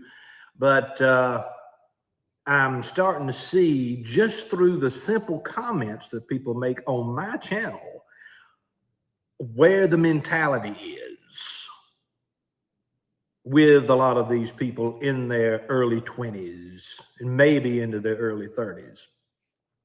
I'm starting to see where the mentality, how these people think. I didn't do shit. One person, I think it was a young lady. made a comment just yesterday telling me that the older generation needs to listen to the younger generation. We need to pay attention to the grievances of the younger generation. And so that was too rich of a comment not to Stanley, respond. boy, I got a question. And so Yeah, what might that be? Why'd you drop me down like that, Bubba? Okay, I didn't drop you down. Okay, it's So what probably happened? it's probably your internet connection. I literally stepped away from the desk to go to the kitchen right quick. Stop blaming me for your fucking problems. Like Dr. Harrelson is saying here, stop blaming the elders for your deficiencies. Okay, just get on your knees and apologize then, Bubba. Yeah. Said emphatically, no, I am not interested in listening to a younger generation. I don't care what somebody 18 or 20 years old thinks about foreign policy and how we should be running the government. Don't care. Your brain hadn't fully developed yet. It's just biological scientific fact. You don't have enough life experience under your belt to know how to explain your position in an articulate way that makes sense. You don't have enough of experience to know what a good position is. Most of the people who are in that age range now, they grew up with a technological world that taught them what to believe, not how to think. Didn't teach them how to read. Every time that I have ever taught anything in a classroom, you have to literally beg students to pick up a book and read. Does somehow that change when you go to college or when you graduate college? Do you somehow reach a point where you've read it all? You're so educated now that you've got it all figured out.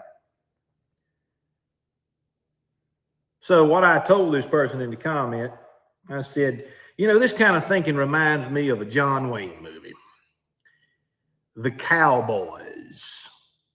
Stanley, can you read? There's a beautiful scene in that movie when old John Wayne is dealing with a bunch of kids trying to get them ready to go on a cattle drive.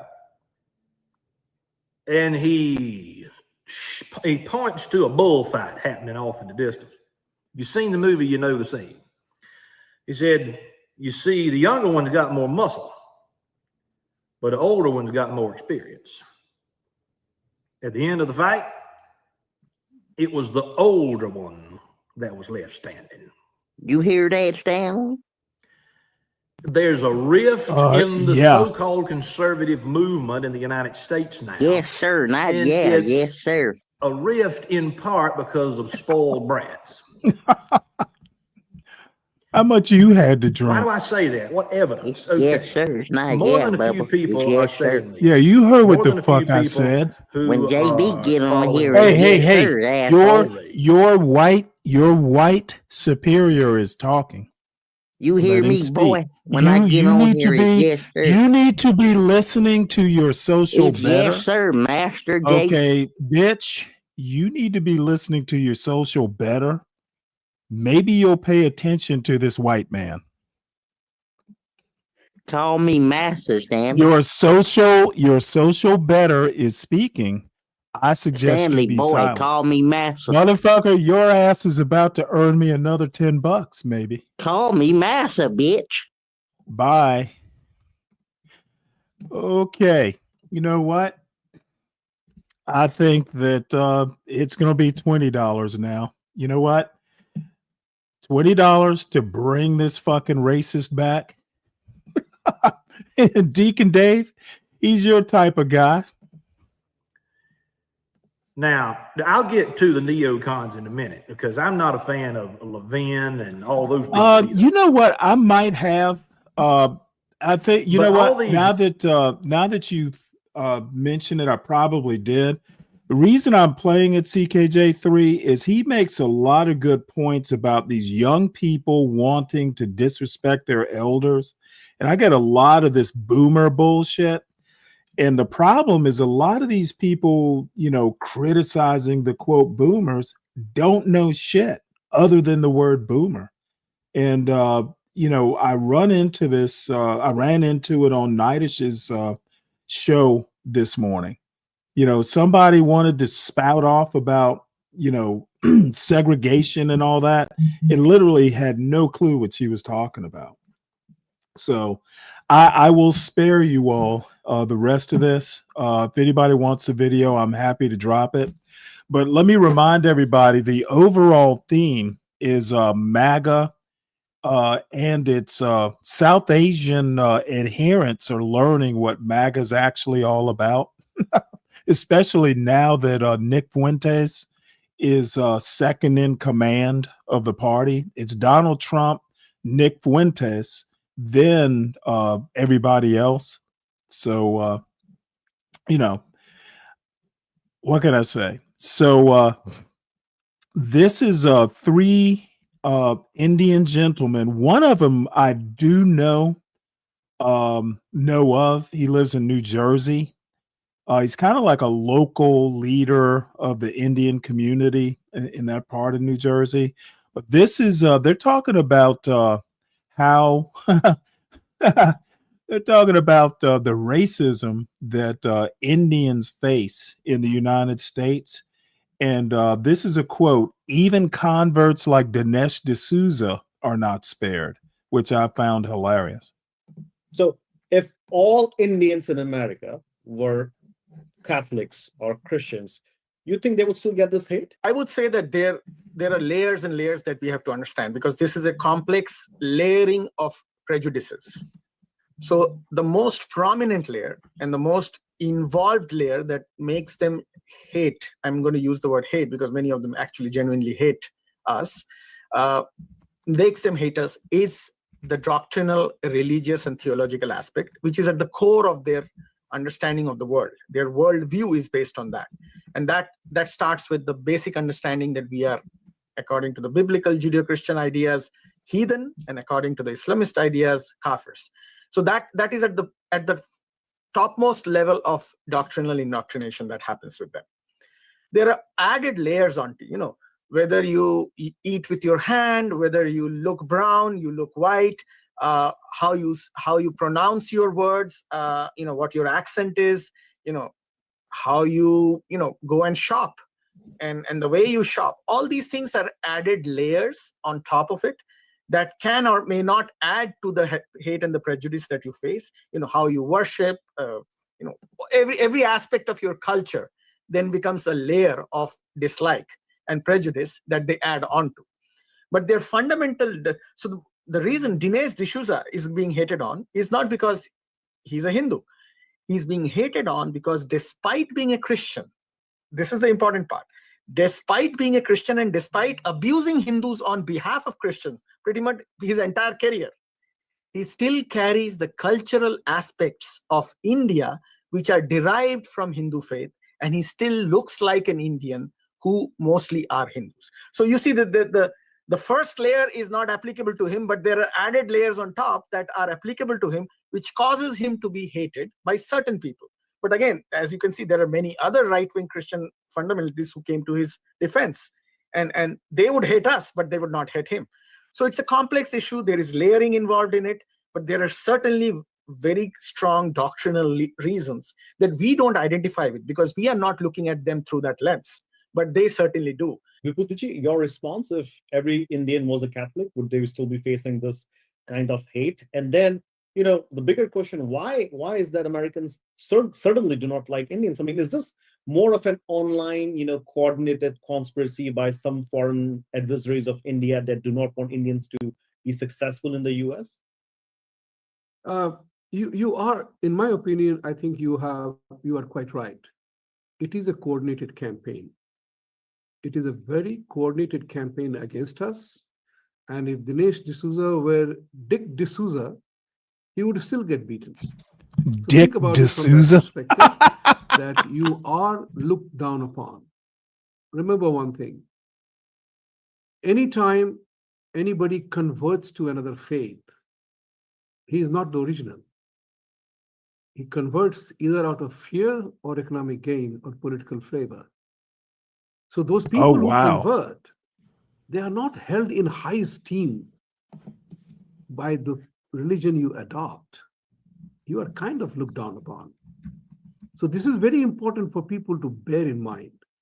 And Dinesh D'Souza is a classic case, which kind of echoes my sentiment that I have always said, that conversion is a sin against God's original intent. This is a lesson to everybody who is converting and abandoning his original faith, whatever you want. But it is, in my opinion, it is seeming to be a very coordinated campaign against you and I, because we don't hit back.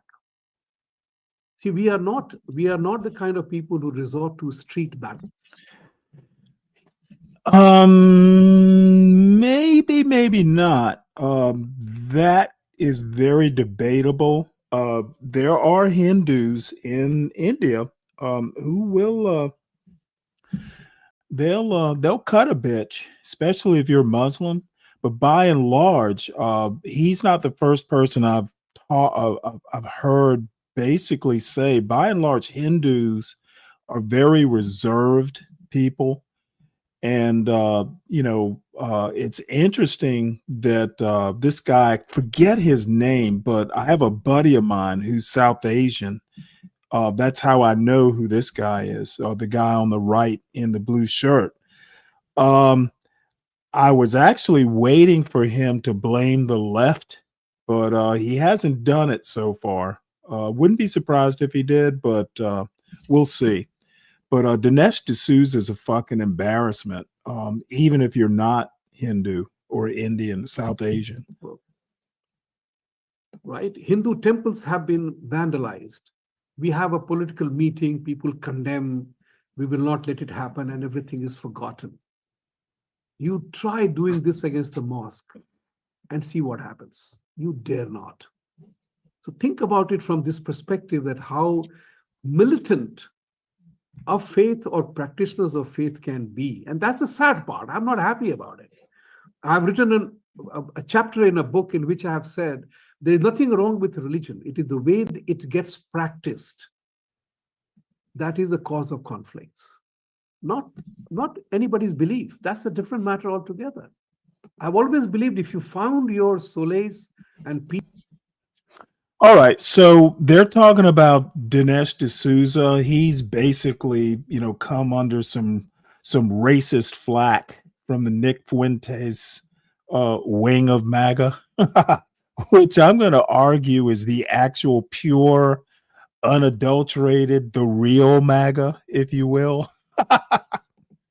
And so J.D. Vance is trying to be as vile as a Charlie Kirk or a Nick Fuentes, even when they're attacking his wife. I'm like, dude, this hug felt around the world that he did with Erica Kirk. And like MAGA is ready to just, divorce him from his wife. I'm like, these people are foul. So this is J.D. Vance in some interview from, I guess it's October 29th. At least that's when this tweet was posted. But he says, well, I'll let him say it, which I just find stunning in an American vice president. Who's out of the house is actually evicted from the house because there are people who are going to pay more for rent. And then what happens is 20 people move into a 3-bedroom house, 20 people from a totally different culture, totally different ways of interacting. Again, we can respect their dignity while also being angry at the Biden administration for letting that situation happen and recognizing that their next door neighbors are going to say, well, wait a second, what is going on here? I don't know these people. They don't speak the same language that I do. And because there are 20 in the house next door. See, this motherfucker wants to just make these broad generalizations.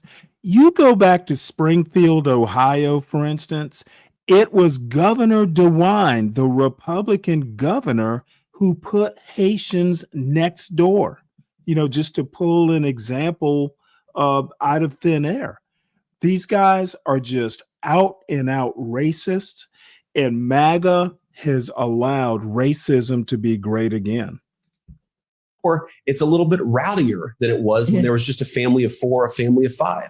It is totally reasonable and acceptable for American citizens to look at their next door neighbors and say, I want to live next to people who I have something in common with. I don't want to live next to 4 families of strangers. And the fact that we had who's out of the house is actually evicted from the house because there are people who are going to pay more for rent. And then what happens is 20 people move into a 3-bedroom house, 20 people from a totally different. You know who is to blame for that? These private equity companies buying out a bunch of houses. I mean, if you own a house, you get a call, several calls a week of these companies wanting to pay top dollar to buy out your house. Okay, it is literally the Black Rocks and companies like that that are buying up a whole bunch of real estate and renting it out. And I know this from personal experience. It just so happens there's a house in my neighborhood, and it wasn't Mexicans living there. It was a bunch of white kids, I think. But dude, it wound up just being a mess.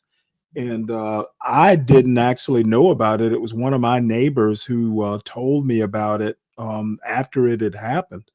But JD Vance, once again, blame everything on, the Mexicans or whoever it is, the Haitians or whatever nationality. But who is renting out the houses? Who is vetting the people that live there? It's people that contributed to Donald Trump's campaign, I'd be willing to bet. Different culture, totally different ways of interacting. Again, we can respect their dignity while also being angry at the Biden administration for letting that situation happen and recognizing that their next door neighbors No, it's say, well, wait a allowed. second. What is I don't going know on here? about Fred. I don't know about twin or 4 families, but I do know this one particular house that I'm talking about. It's a nice house. But they had like 4, I think there were like 4 roommates there. And the roommates, all of them white, by the way, started squabbling. And, there was there was people were wielding guns and shit. These are, they had to call the sheriff and all this bullshit. And I'm like, what? I mean, if you know my neighborhood, it is quiet like 95% of the time. The only exceptions is when the school buses come and they let, like my son used to catch the bus. It's like a 5-minute walk from my front door to the bus stop. And even when he was in school, there may be 5 kids, all elementary school age at the time, who live on the street. That was like the most noise we'd have all day. The kids get, you'd hear the bus come to a stop. The kids would get off being kids. And that was it. Every now and again, you'll have a fire truck pass because about 2 miles from here is a fire station. So every now and again, they'll go out on a call and they'll take this route. So I guess this is a way too long story, basically saying that, these houses that are empty are being bought up by these private equity companies. I think they're private equity, but I mean, these are like big corporations buying up real estate, and then they're just renting these houses out at exorbitant prices, by the way. So you have to have like 4 people, 4 people in a 4-bedroom home. the way to afford the rent is to have 4 people pitching into this exorbitant rent. So hearing JD Vance talk about this is just so disingenuous. These people are moving into homes that are being rented out by corporate America, essentially. I don't know these people. They don't speak the same language that I do. And because there are 20 in the house next door, it's a little bit rowdier than it was when there was just a family of 4, a family of 5. It is totally reasonable and acceptable for American citizens to look at their next door neighbors and say, I want to live next to people who I have something in common with. I don't want to live next to 4 families of strangers. And the fact that we had who's out of the house is actually evicted from the house because they're Yeah, this is some bullshit. You know what? He's basic. There's not a damn thing he's gonna do about it. Bottom line is if you move next door to Be Brave, he can't afford to move out. He's just gonna have to live with it. That's the part that JD Vance is not telling you. So I bring up JD Vance as a prime candidate, and you know what? He's entitled to his opinion, but my opinion is that, dude, he is literally just contributing to the awfulness that MAGA is specializing in. So let's listen to this. Is Jennifer Welch. Let's see what she has to say. She's talking about JD Vance and his wife, and she makes a good point here. He is married to a woman of Indian descent. Yes. He has mixed race children. Yes. So to all of the MAGA voters out there, if this man will not defend his wife and will not defend his kids, do you think he gives a crap about you or anything to do with you? He is married to a woman. So this tweet basically reads, JD Vance is married to an Indian woman. He has mixed race children. If he won't even defend them, his own family, from white supremacist jokes and Hitler worship, what makes you think he'll give a damn about you? She's absolutely right about that. It is literally a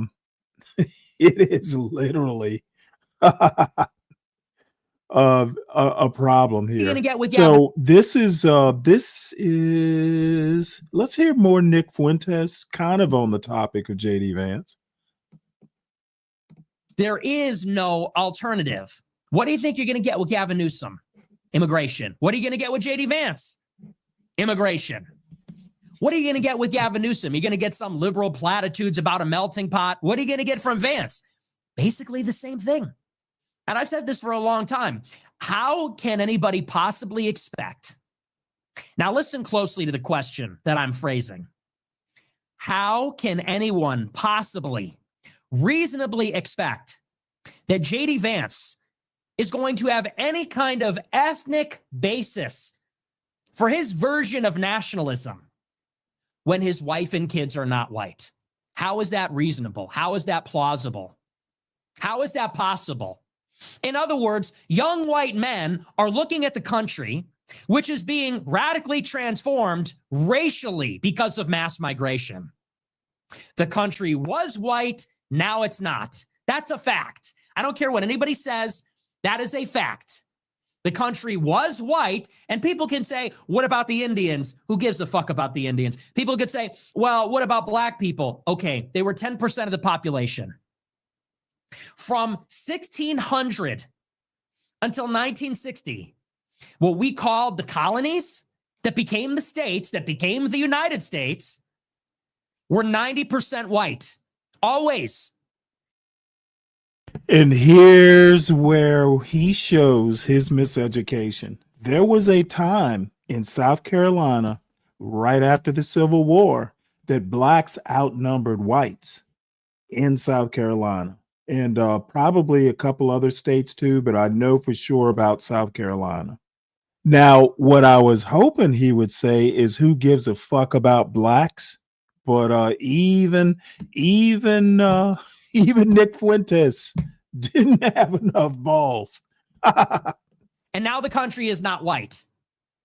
And because of that, this country is changing. Everything about this country is changing. It's getting worse. And it's getting worse because they're. Yeah, and that's really, I think everybody probably knows that, this whole immigration great replacement theory scare is because of what's gonna happen in is it 2040? And people like Nick Fuentes and Tucker Carlson, they are real afraid that they would either have to share power, or the other minorities are going to get together and take power, or check their power. That's why they're so racist about it. Okay, these motherfuckers are nakedly racist about it. Oh, the country was white. Dude, there's this dude who calls himself Josh. Doug Ehrlich, I guess, is one of the names he uses. I basically, for some reason, I think I was in Here for the Tease chat, and he popped into the chat, and of course, I'm just gonna start roasting his racist ass. So I'm like, oh, looks like the white nationalists have arrived. And this motherfucker is like, well, what's wrong with being a white nationalist? And my response was like, really? What is right about being a white nationalist? And I think he went up on T's show, and I thought about going up on that panel and just fucking, being disruptive, but it's Here for the T's show, so I'm not going to do that for unless there's a good reason. And but I invited Josh to come up on my panel, and he politely declined. I think his words were, well, you're going to use a bunch of words and you're going to be bad faith. And I'm like, goddamn right, I'm going to be bad faith. From the minute you bring your white nationalist ass up here, I'm going to be roasting the shit out of you. That you have the temerity to ask what's wrong with being a white nationalist. Dude, America has changed, at least in the past few years, and in a way it's a good thing. We need to know who the white nationalists are, just so there's no mistake that you might invite them home for Thanksgiving like Trump did with Nick Fuentes. These people, the one good thing is that I'm a big believer in karma. Even though I was raised Catholic and don't have, I'm not really into Hinduism, but I do believe in karma. And these guys are going to get, they're going to get theirs. They're different people. The country is starting to look more What's like up, Black Mexico Knight? because it's got a lot of Mexicans living in it. So you have more Mexicans here, and they're creating conditions of Mexico. The country's getting more Somalian in certain places. That's because there's Somalians there. And they're Now, wait, picking up hold Somalia it. and they're bringing it here. This motherfucker.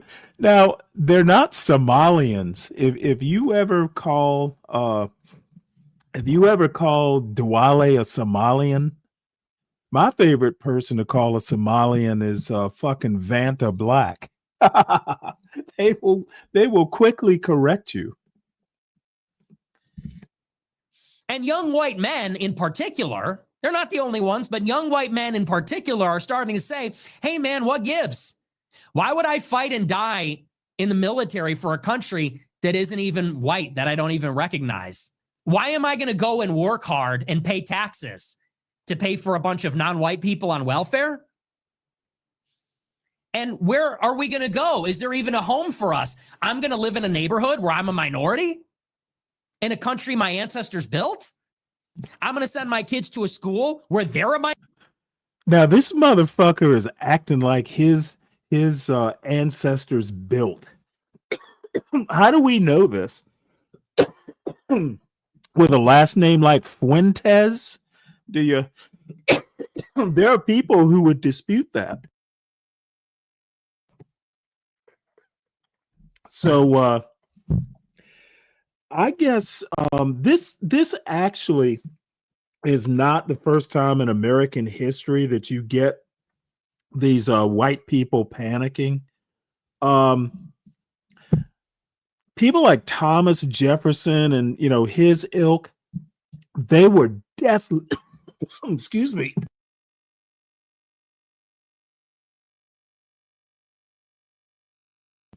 White people have been deathly afraid of things like slave revolts and Indian attacks.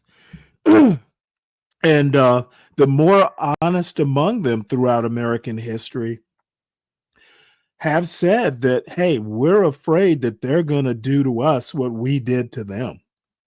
So that's part of why these horrible human beings like Nick Fuentes and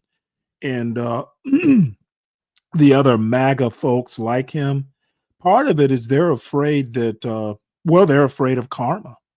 Minority in the country that my forefathers and I built, it's ridiculous.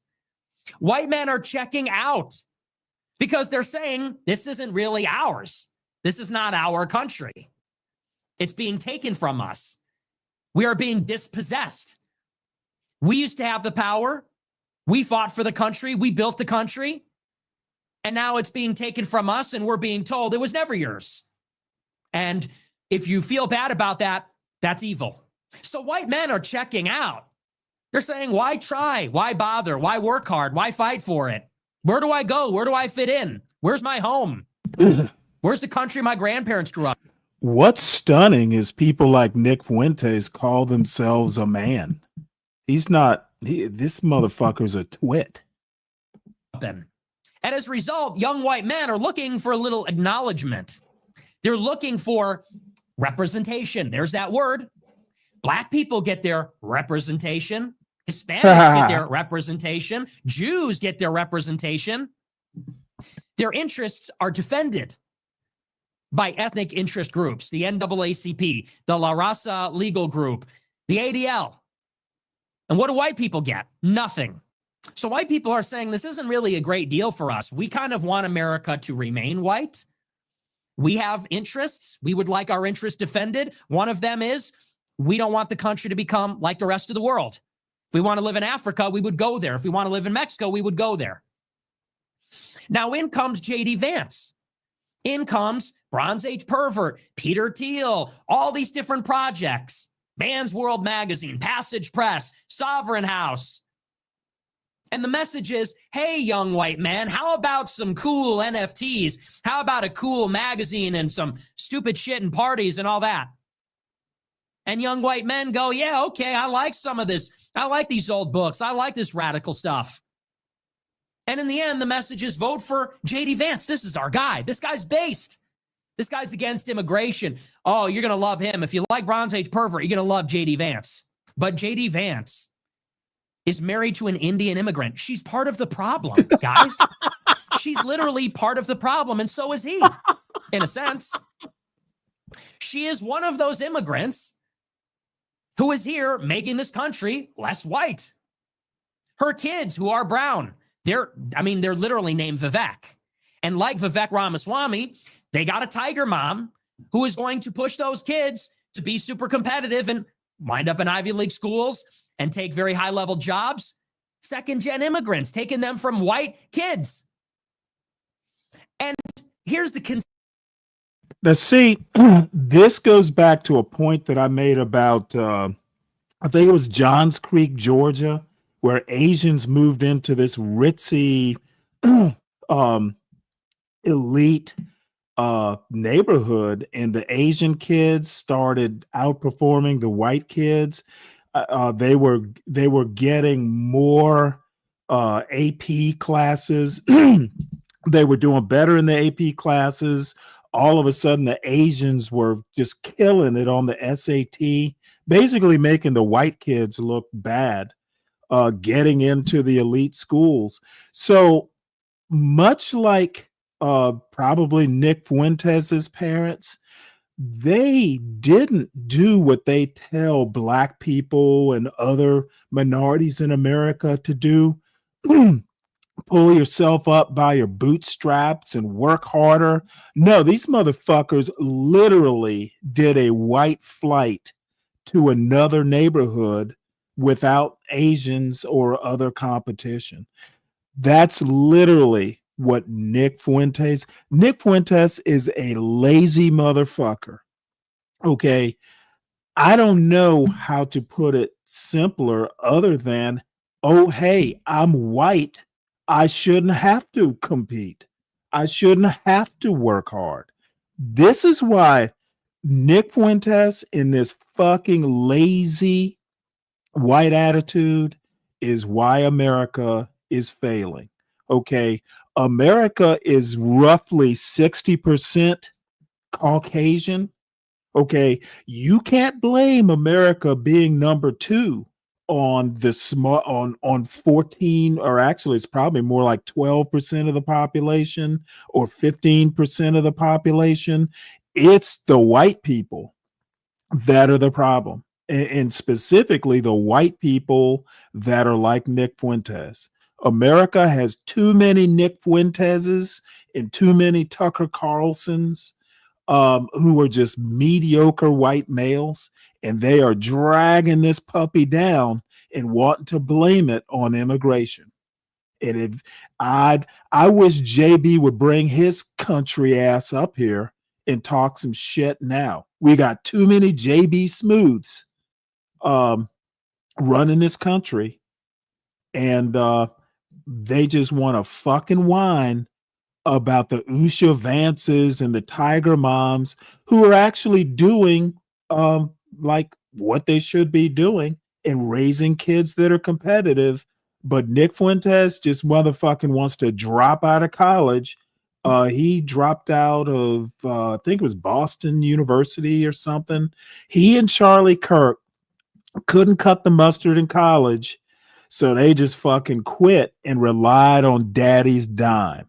Okay, Charlie Kirk had a rich daddy. I don't know so much about Nick Fuentes, but all they're doing is like, oh, hey, I have to work hard, so I'm just going to be a trustafarian and talk some racist shit so I can generate an income on my own. That's all this is. And this is basically the theme of the show today. These awful white people like Nick Fuentes, now they're picking on the Asians. And the Asians like fucking Dinesh D'Souza, they're like deer in the headlights. It's hilarious. And at some point we will get to Byron Donalds and the others, but Nick Fuentes is a hoot. Seat. Young white men are being told JD Vance is a radical like you. He's a nativist like you. He's looking out for you. But how can he? His kids are not young white men. Hello? His wife is not a white woman. His kids are not young white men. Yeah. Oh, this is awesome. That's the one. Now, who's going to tell me that America is not fundamentally racist? And we're raising more Nick Fuenteses, and they're feeling real comfortable now. And I'm finding the "I told you so" a lot easier to justify now. So more tweets here. Some dude called the Skin Doctor. You learn a lot about a man's character by watching how he reacts when his own family is unfairly targeted. Usha grew up in a devout Hindu household, her own words, spoken multiple times, including with JD Vance sitting right beside her. She is always identified, as, you know, who she is. Like, her parents are ultra, like,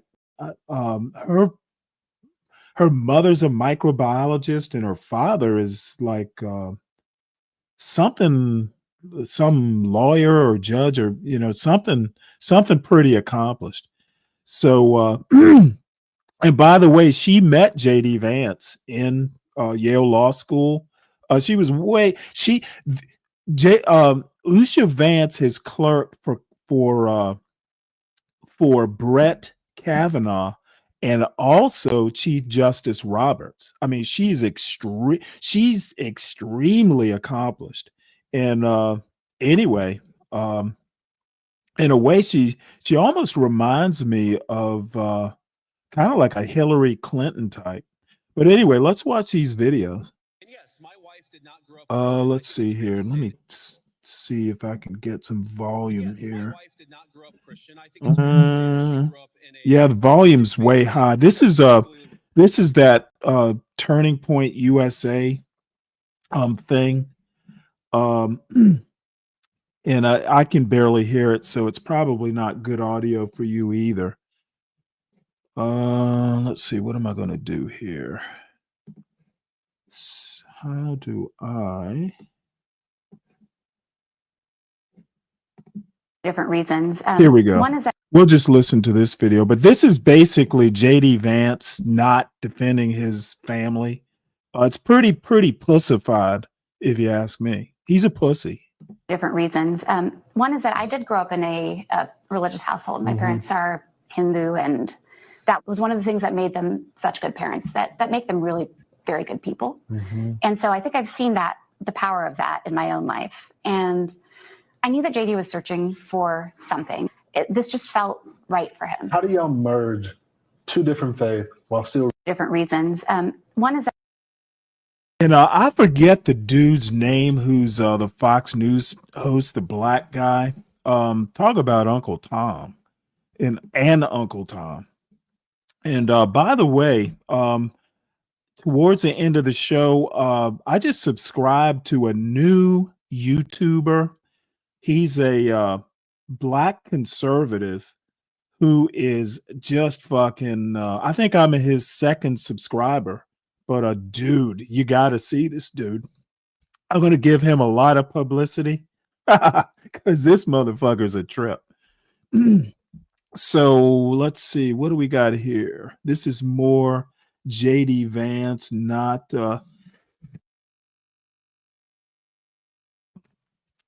defending his wife. Let's see. Let's try this video. I've been talking to allies of former President Trump who are frankly outraged. I've been talking to allies of former President Trump who are frankly outraged. They're alarmed that Donald Trump has been traveling with Laura Loomer. She is someone who says she supports white nationalism. She spread conspiracy theories, including that the September 11th attacks are an inside job. She recently said that Kamala Harris, whose mother was Indian, if she wins in November, quote, the White House will smell like curry. Senator, you are married to an Indian American woman. What was your reaction to hearing those comments specifically? Laura Loomer is not affiliated with the Trump campaign. She said something about curry in the White House that I first read about this morning, actually, because I knew that you would ask me about it.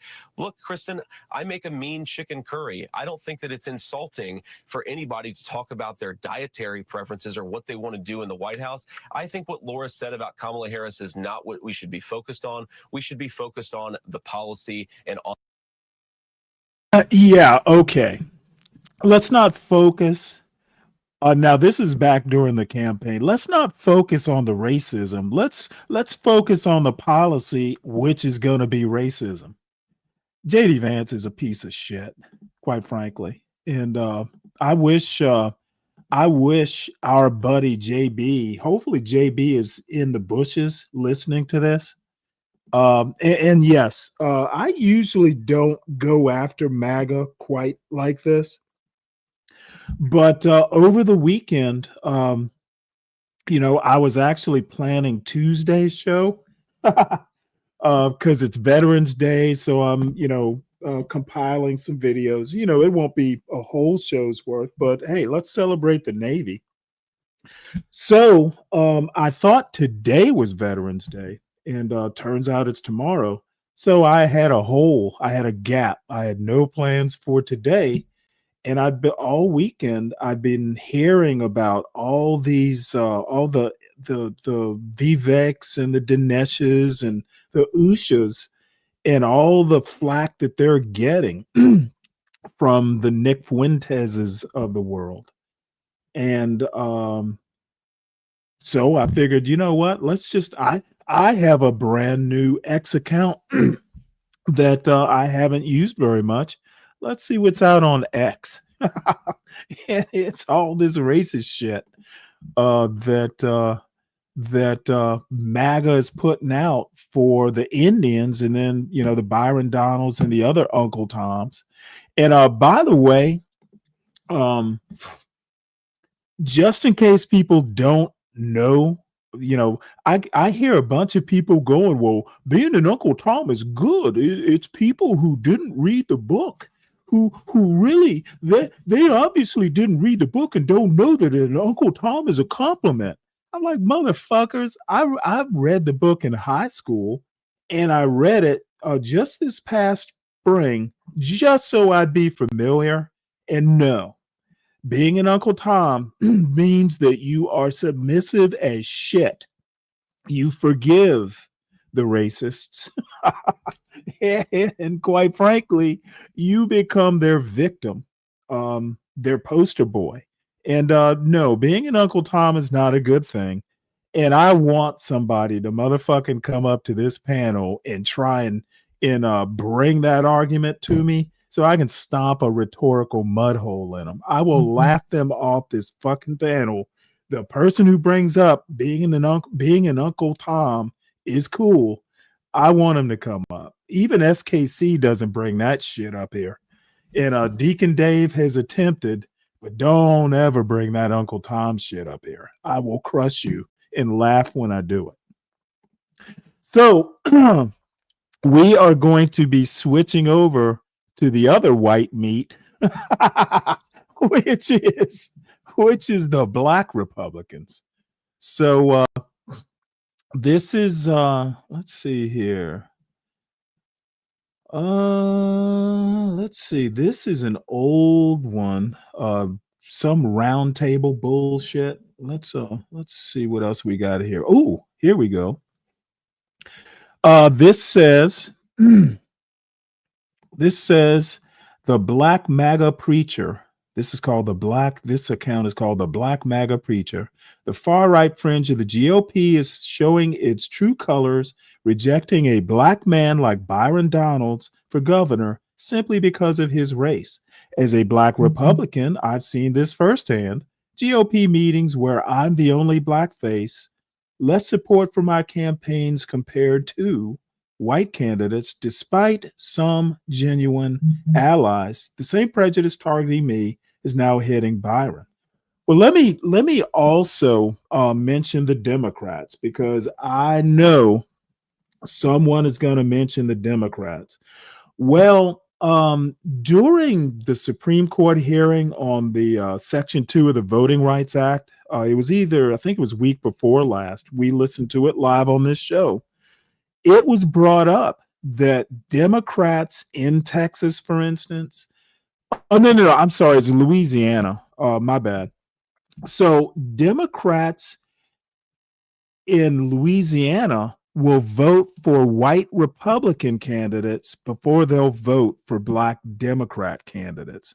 So please don't think I'm up here defending, the Democrats. They're as fucking racist as the Republicans in a lot of cases.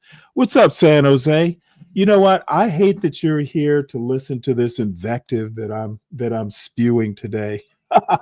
I want you to think that I'm a nice old gentleman, but not today. I'm just kind of, I had a hole to fill, so I just thought we'd talk about MAGA racists. But I don't want people to think that I believe the Democrats are any less racist.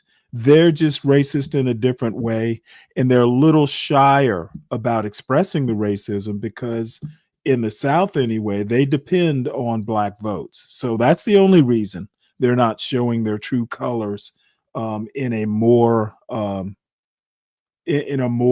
colorful way. So anyway, this is let's see, what do we have here? I thought this was a video. Let's see, can we find some video? Let's see. This is some black dude saying a fellow Trump supporter said that since I'm black, I'll never be accepted. I don't even know what that means. Let's hear this. MAGA family, I was on TikTok live and a fellow Trump supporter said that all he needed was my vote. I'll never be part of the MAGA family. And that I'm black. I'll never be accepted. All he needed was a vote. Nah, It that's sounds like crazy. a Democrat. Like, I love MAGA Nation. I love the MAGA family. And that breaks my heart that someone would speak to me like that right after the election. But all I was a vote? Nah, I love all you guys. And I know most of you MAGA family members are not racist. I love all you and guys. I'll keep repping MAGA Nation, Trump 2024. But that really broke my heart that some guy would say that. Extremely Now, heartbreaking. see, this is almost definitional of an Uncle Tom. It hurts his heart that someone in the MAGA family that he loves would be blunt and say, all you are to us is a vote. It hurts his heart. MAGA 2028. This motherfucker is wearing a MAGA hat, talking about how some MAGA, a person wearing probably the same model hat, is going, hey, you'll never be one of us. We just need your vote. This is pure Uncle Tom here. This is fucking hilarious. I love you, man. Why won't they accept me?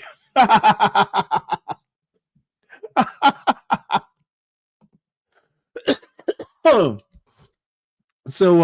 let's hear this. Mark Robinson, the Black Nazi. Let's listen to this shit. You remember the Chappelle Show skit with Clayton Bigsby, the black white supremacist? Well, hold on to your horses because we now have a real-life Clayton Bigsby. Meet Mark Robinson, the Republican candidate for governor of North Carolina. CNN has just uncovered comments he made on a porn site called Nude Africa. where he This is called kind of himself a old black news, I Nazi admit. and said he wanted to bring back slavery because some people need to be slaves. He even suggested he would join the KKK.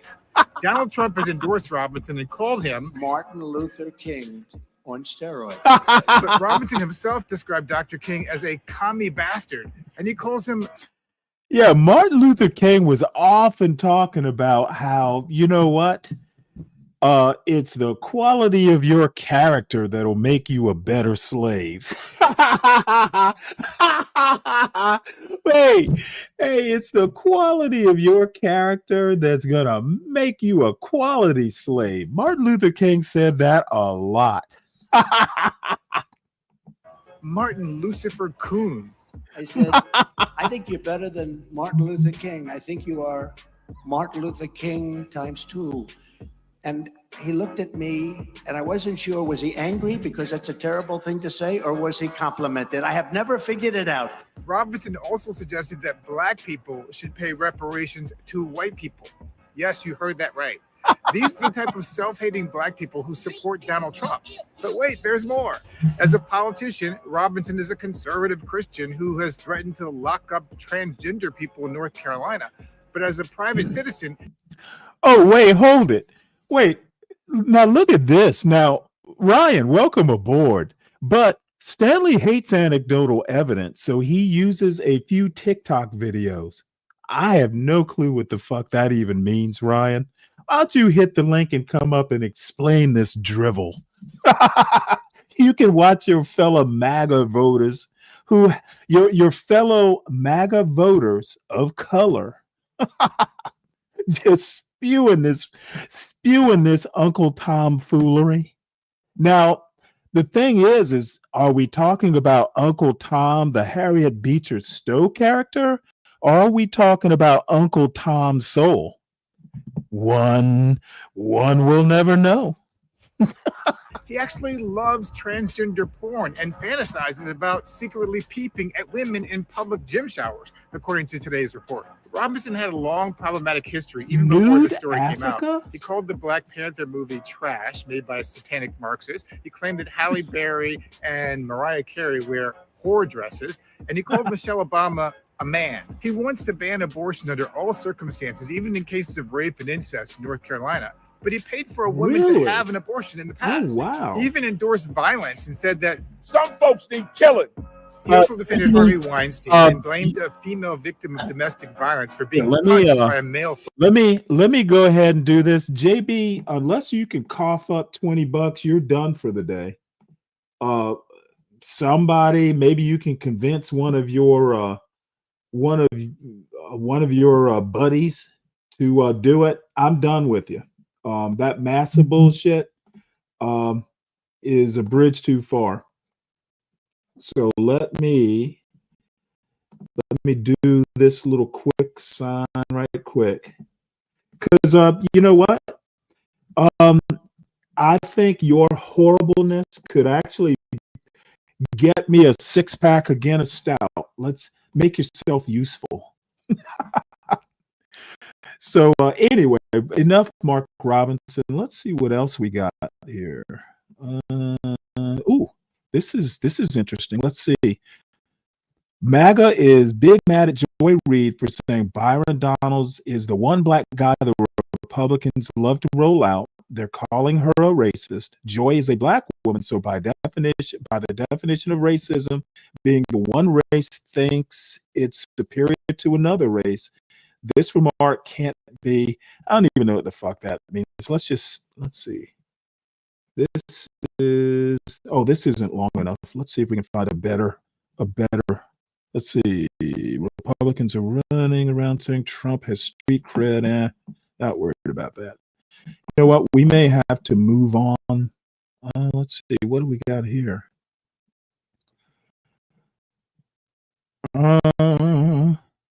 Let's see what this young man has to say. He looks like he could be an Uncle Tom. Hopefully, I'm wrong. On March 27, 2025, Donald Trump has issued an executive order titled Restoring Truth and Sanity to American History, criticizing the Smithsonian Institution and including the National Museum of African American History and Culture for promoting what he described as divisive race-centered ideology. You black people who support him have to wake up. You have to wake up. It's clear that he does not support you or African American history. He does not respect you or Black History Month. I don't care what he said about Black History Month. All of that is just a trick to lure you into supporting him. But signing an executive order like this speaks louder than his words. He doesn't threaten the Confederate history, the Confederacy that fought to keep us in slavery. And he also praises Confederate generals like Robert E. Lee, calling him a great general, and stood strong against the Democrats when they keep them. And Donald Trump wants to keep his history, but wants to erase ours. So black people who support him, are you going to continue to tap dance for Donald Trump or what? Yeah, wise young man. I'm glad to hear him kind of calling some of these people out. Let's see.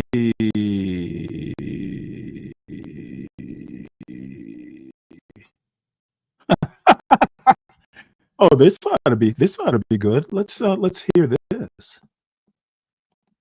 I feel bad for them massa wearing bow ties, shinning and grinding, laughing like nothing is funny. I ain't afraid of the spooks that sat at the door. These runaway slaves hiding in the White House gonna throw my picture up thinking that I'm gonna be afraid. I might have to contribute to his mega church. So let's see what else we got here. Oh wow. All right, well, let's move on. We'll come back maybe to the Byron Donalds of the world. So this is a tweet that I actually have saved. Vivek Ramaswamy calling out America for what it is, and he caught a lot of flack for this. Right here, the second paragraph is my favorite, where he says, this is Vivek Ramaswamy, our American culture has venerated mediocrity over excellence. for way too long, at least since the 90s and likely longer. That doesn't start in college, it starts young. So this was Vivek Ramaswamy calling out white mediocrity and saying that, hey, it starts back in the home and not in college necessarily. And boy, howdy, did he piss off a bunch of people when he said that. One reason that he didn't wind up leading Doge, she was basically ousted, and we know what the white excellence that Elon Musk gave us. We know how that all turned out. So let me see. Can I get rid? Oh shit! I didn't mean to do that.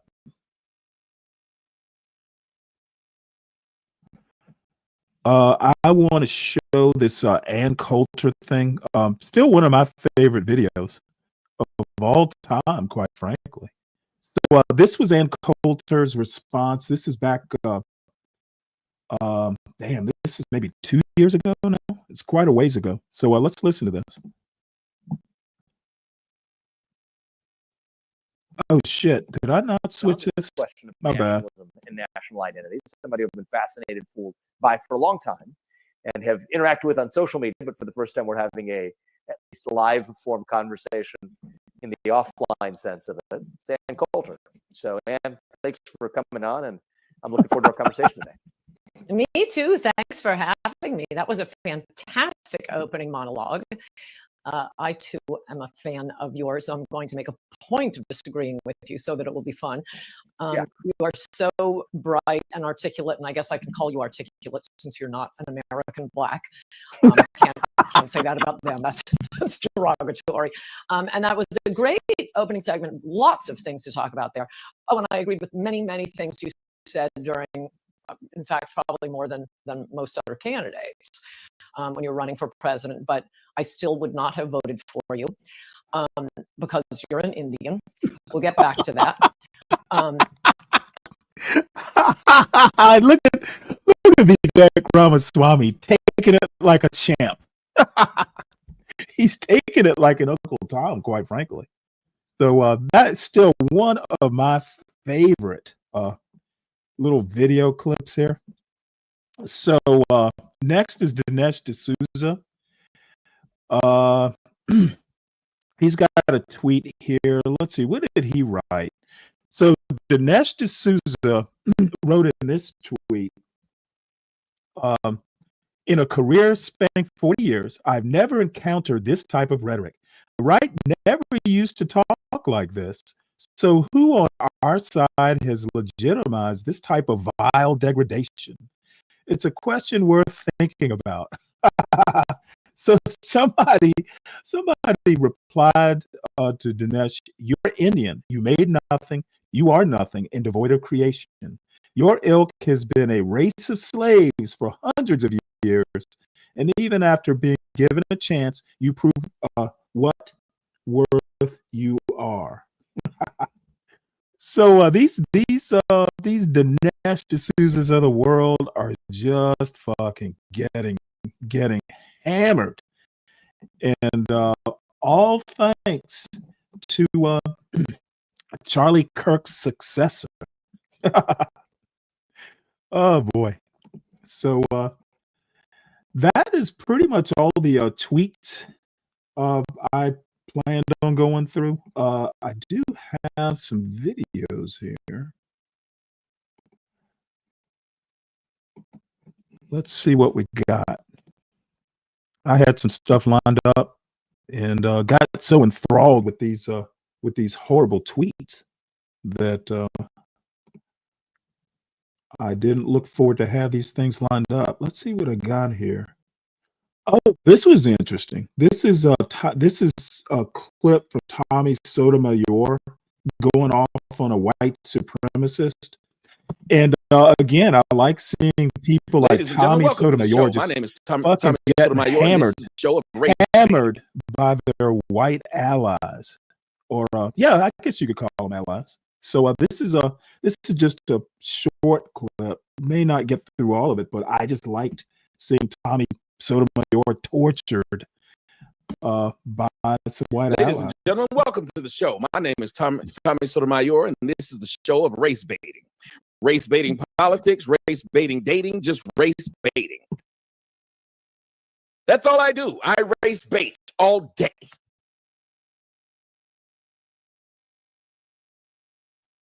All I do is race bait. I hate myself. I'm jealous because black women wouldn't talk to me when I was in elementary school. I got a little dick. I'm gay, and it's the only way I can make money. All of the things that you would ever say, that is exactly what. Oh, do I sound choppy? Okay, well, hold on one sec I here. want to throw that out there as well. So appreciate you all. Wait, who's the guy that was being annoyed?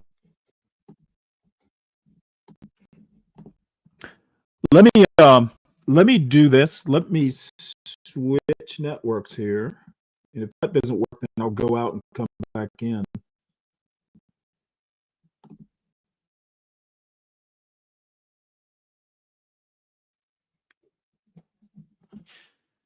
Y'all tell me if the audio is any better now.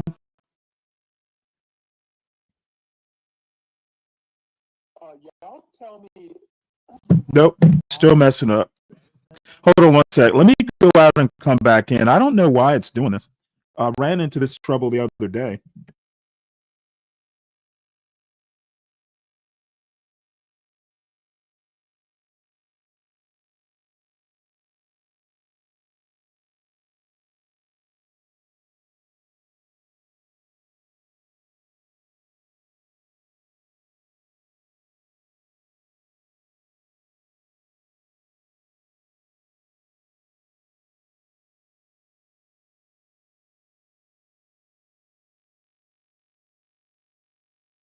Okay, let's see if this is any better.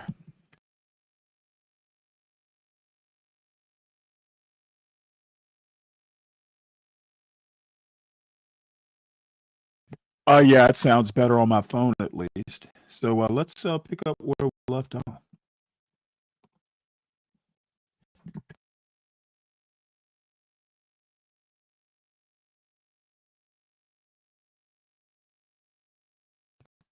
I don't know. Let's see here. Well, tell you what, let's do this.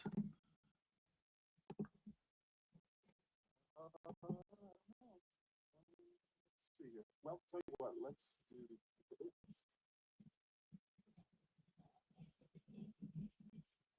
Yeah, I don't. If YouTube's the problem, I'm not going to be able to do much about it. I think when this happened before, I had to actually bring up another. If YouTube's the problem, I'm not going to be able to do much about it. I think when this happened before, I had to actually bring up another.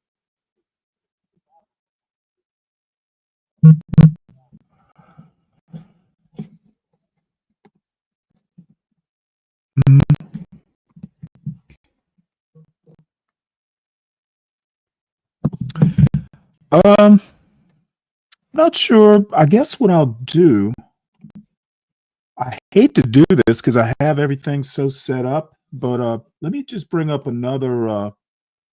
I'll stop this and bring up another show.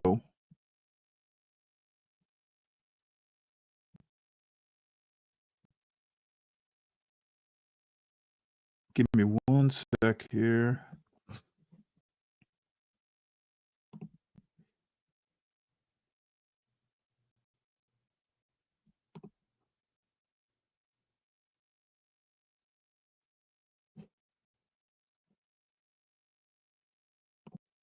Yeah, I guess.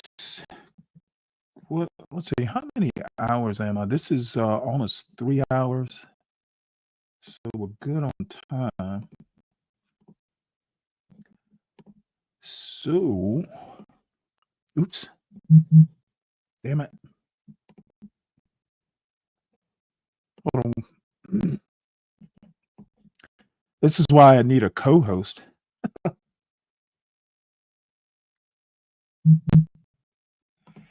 Yeah, I really don't want to start a new stream, but I guess I'm going to have to, JB. I'm sorry, I'll slick. So let me. I'm going to drop this into the chat. This will be the next stream.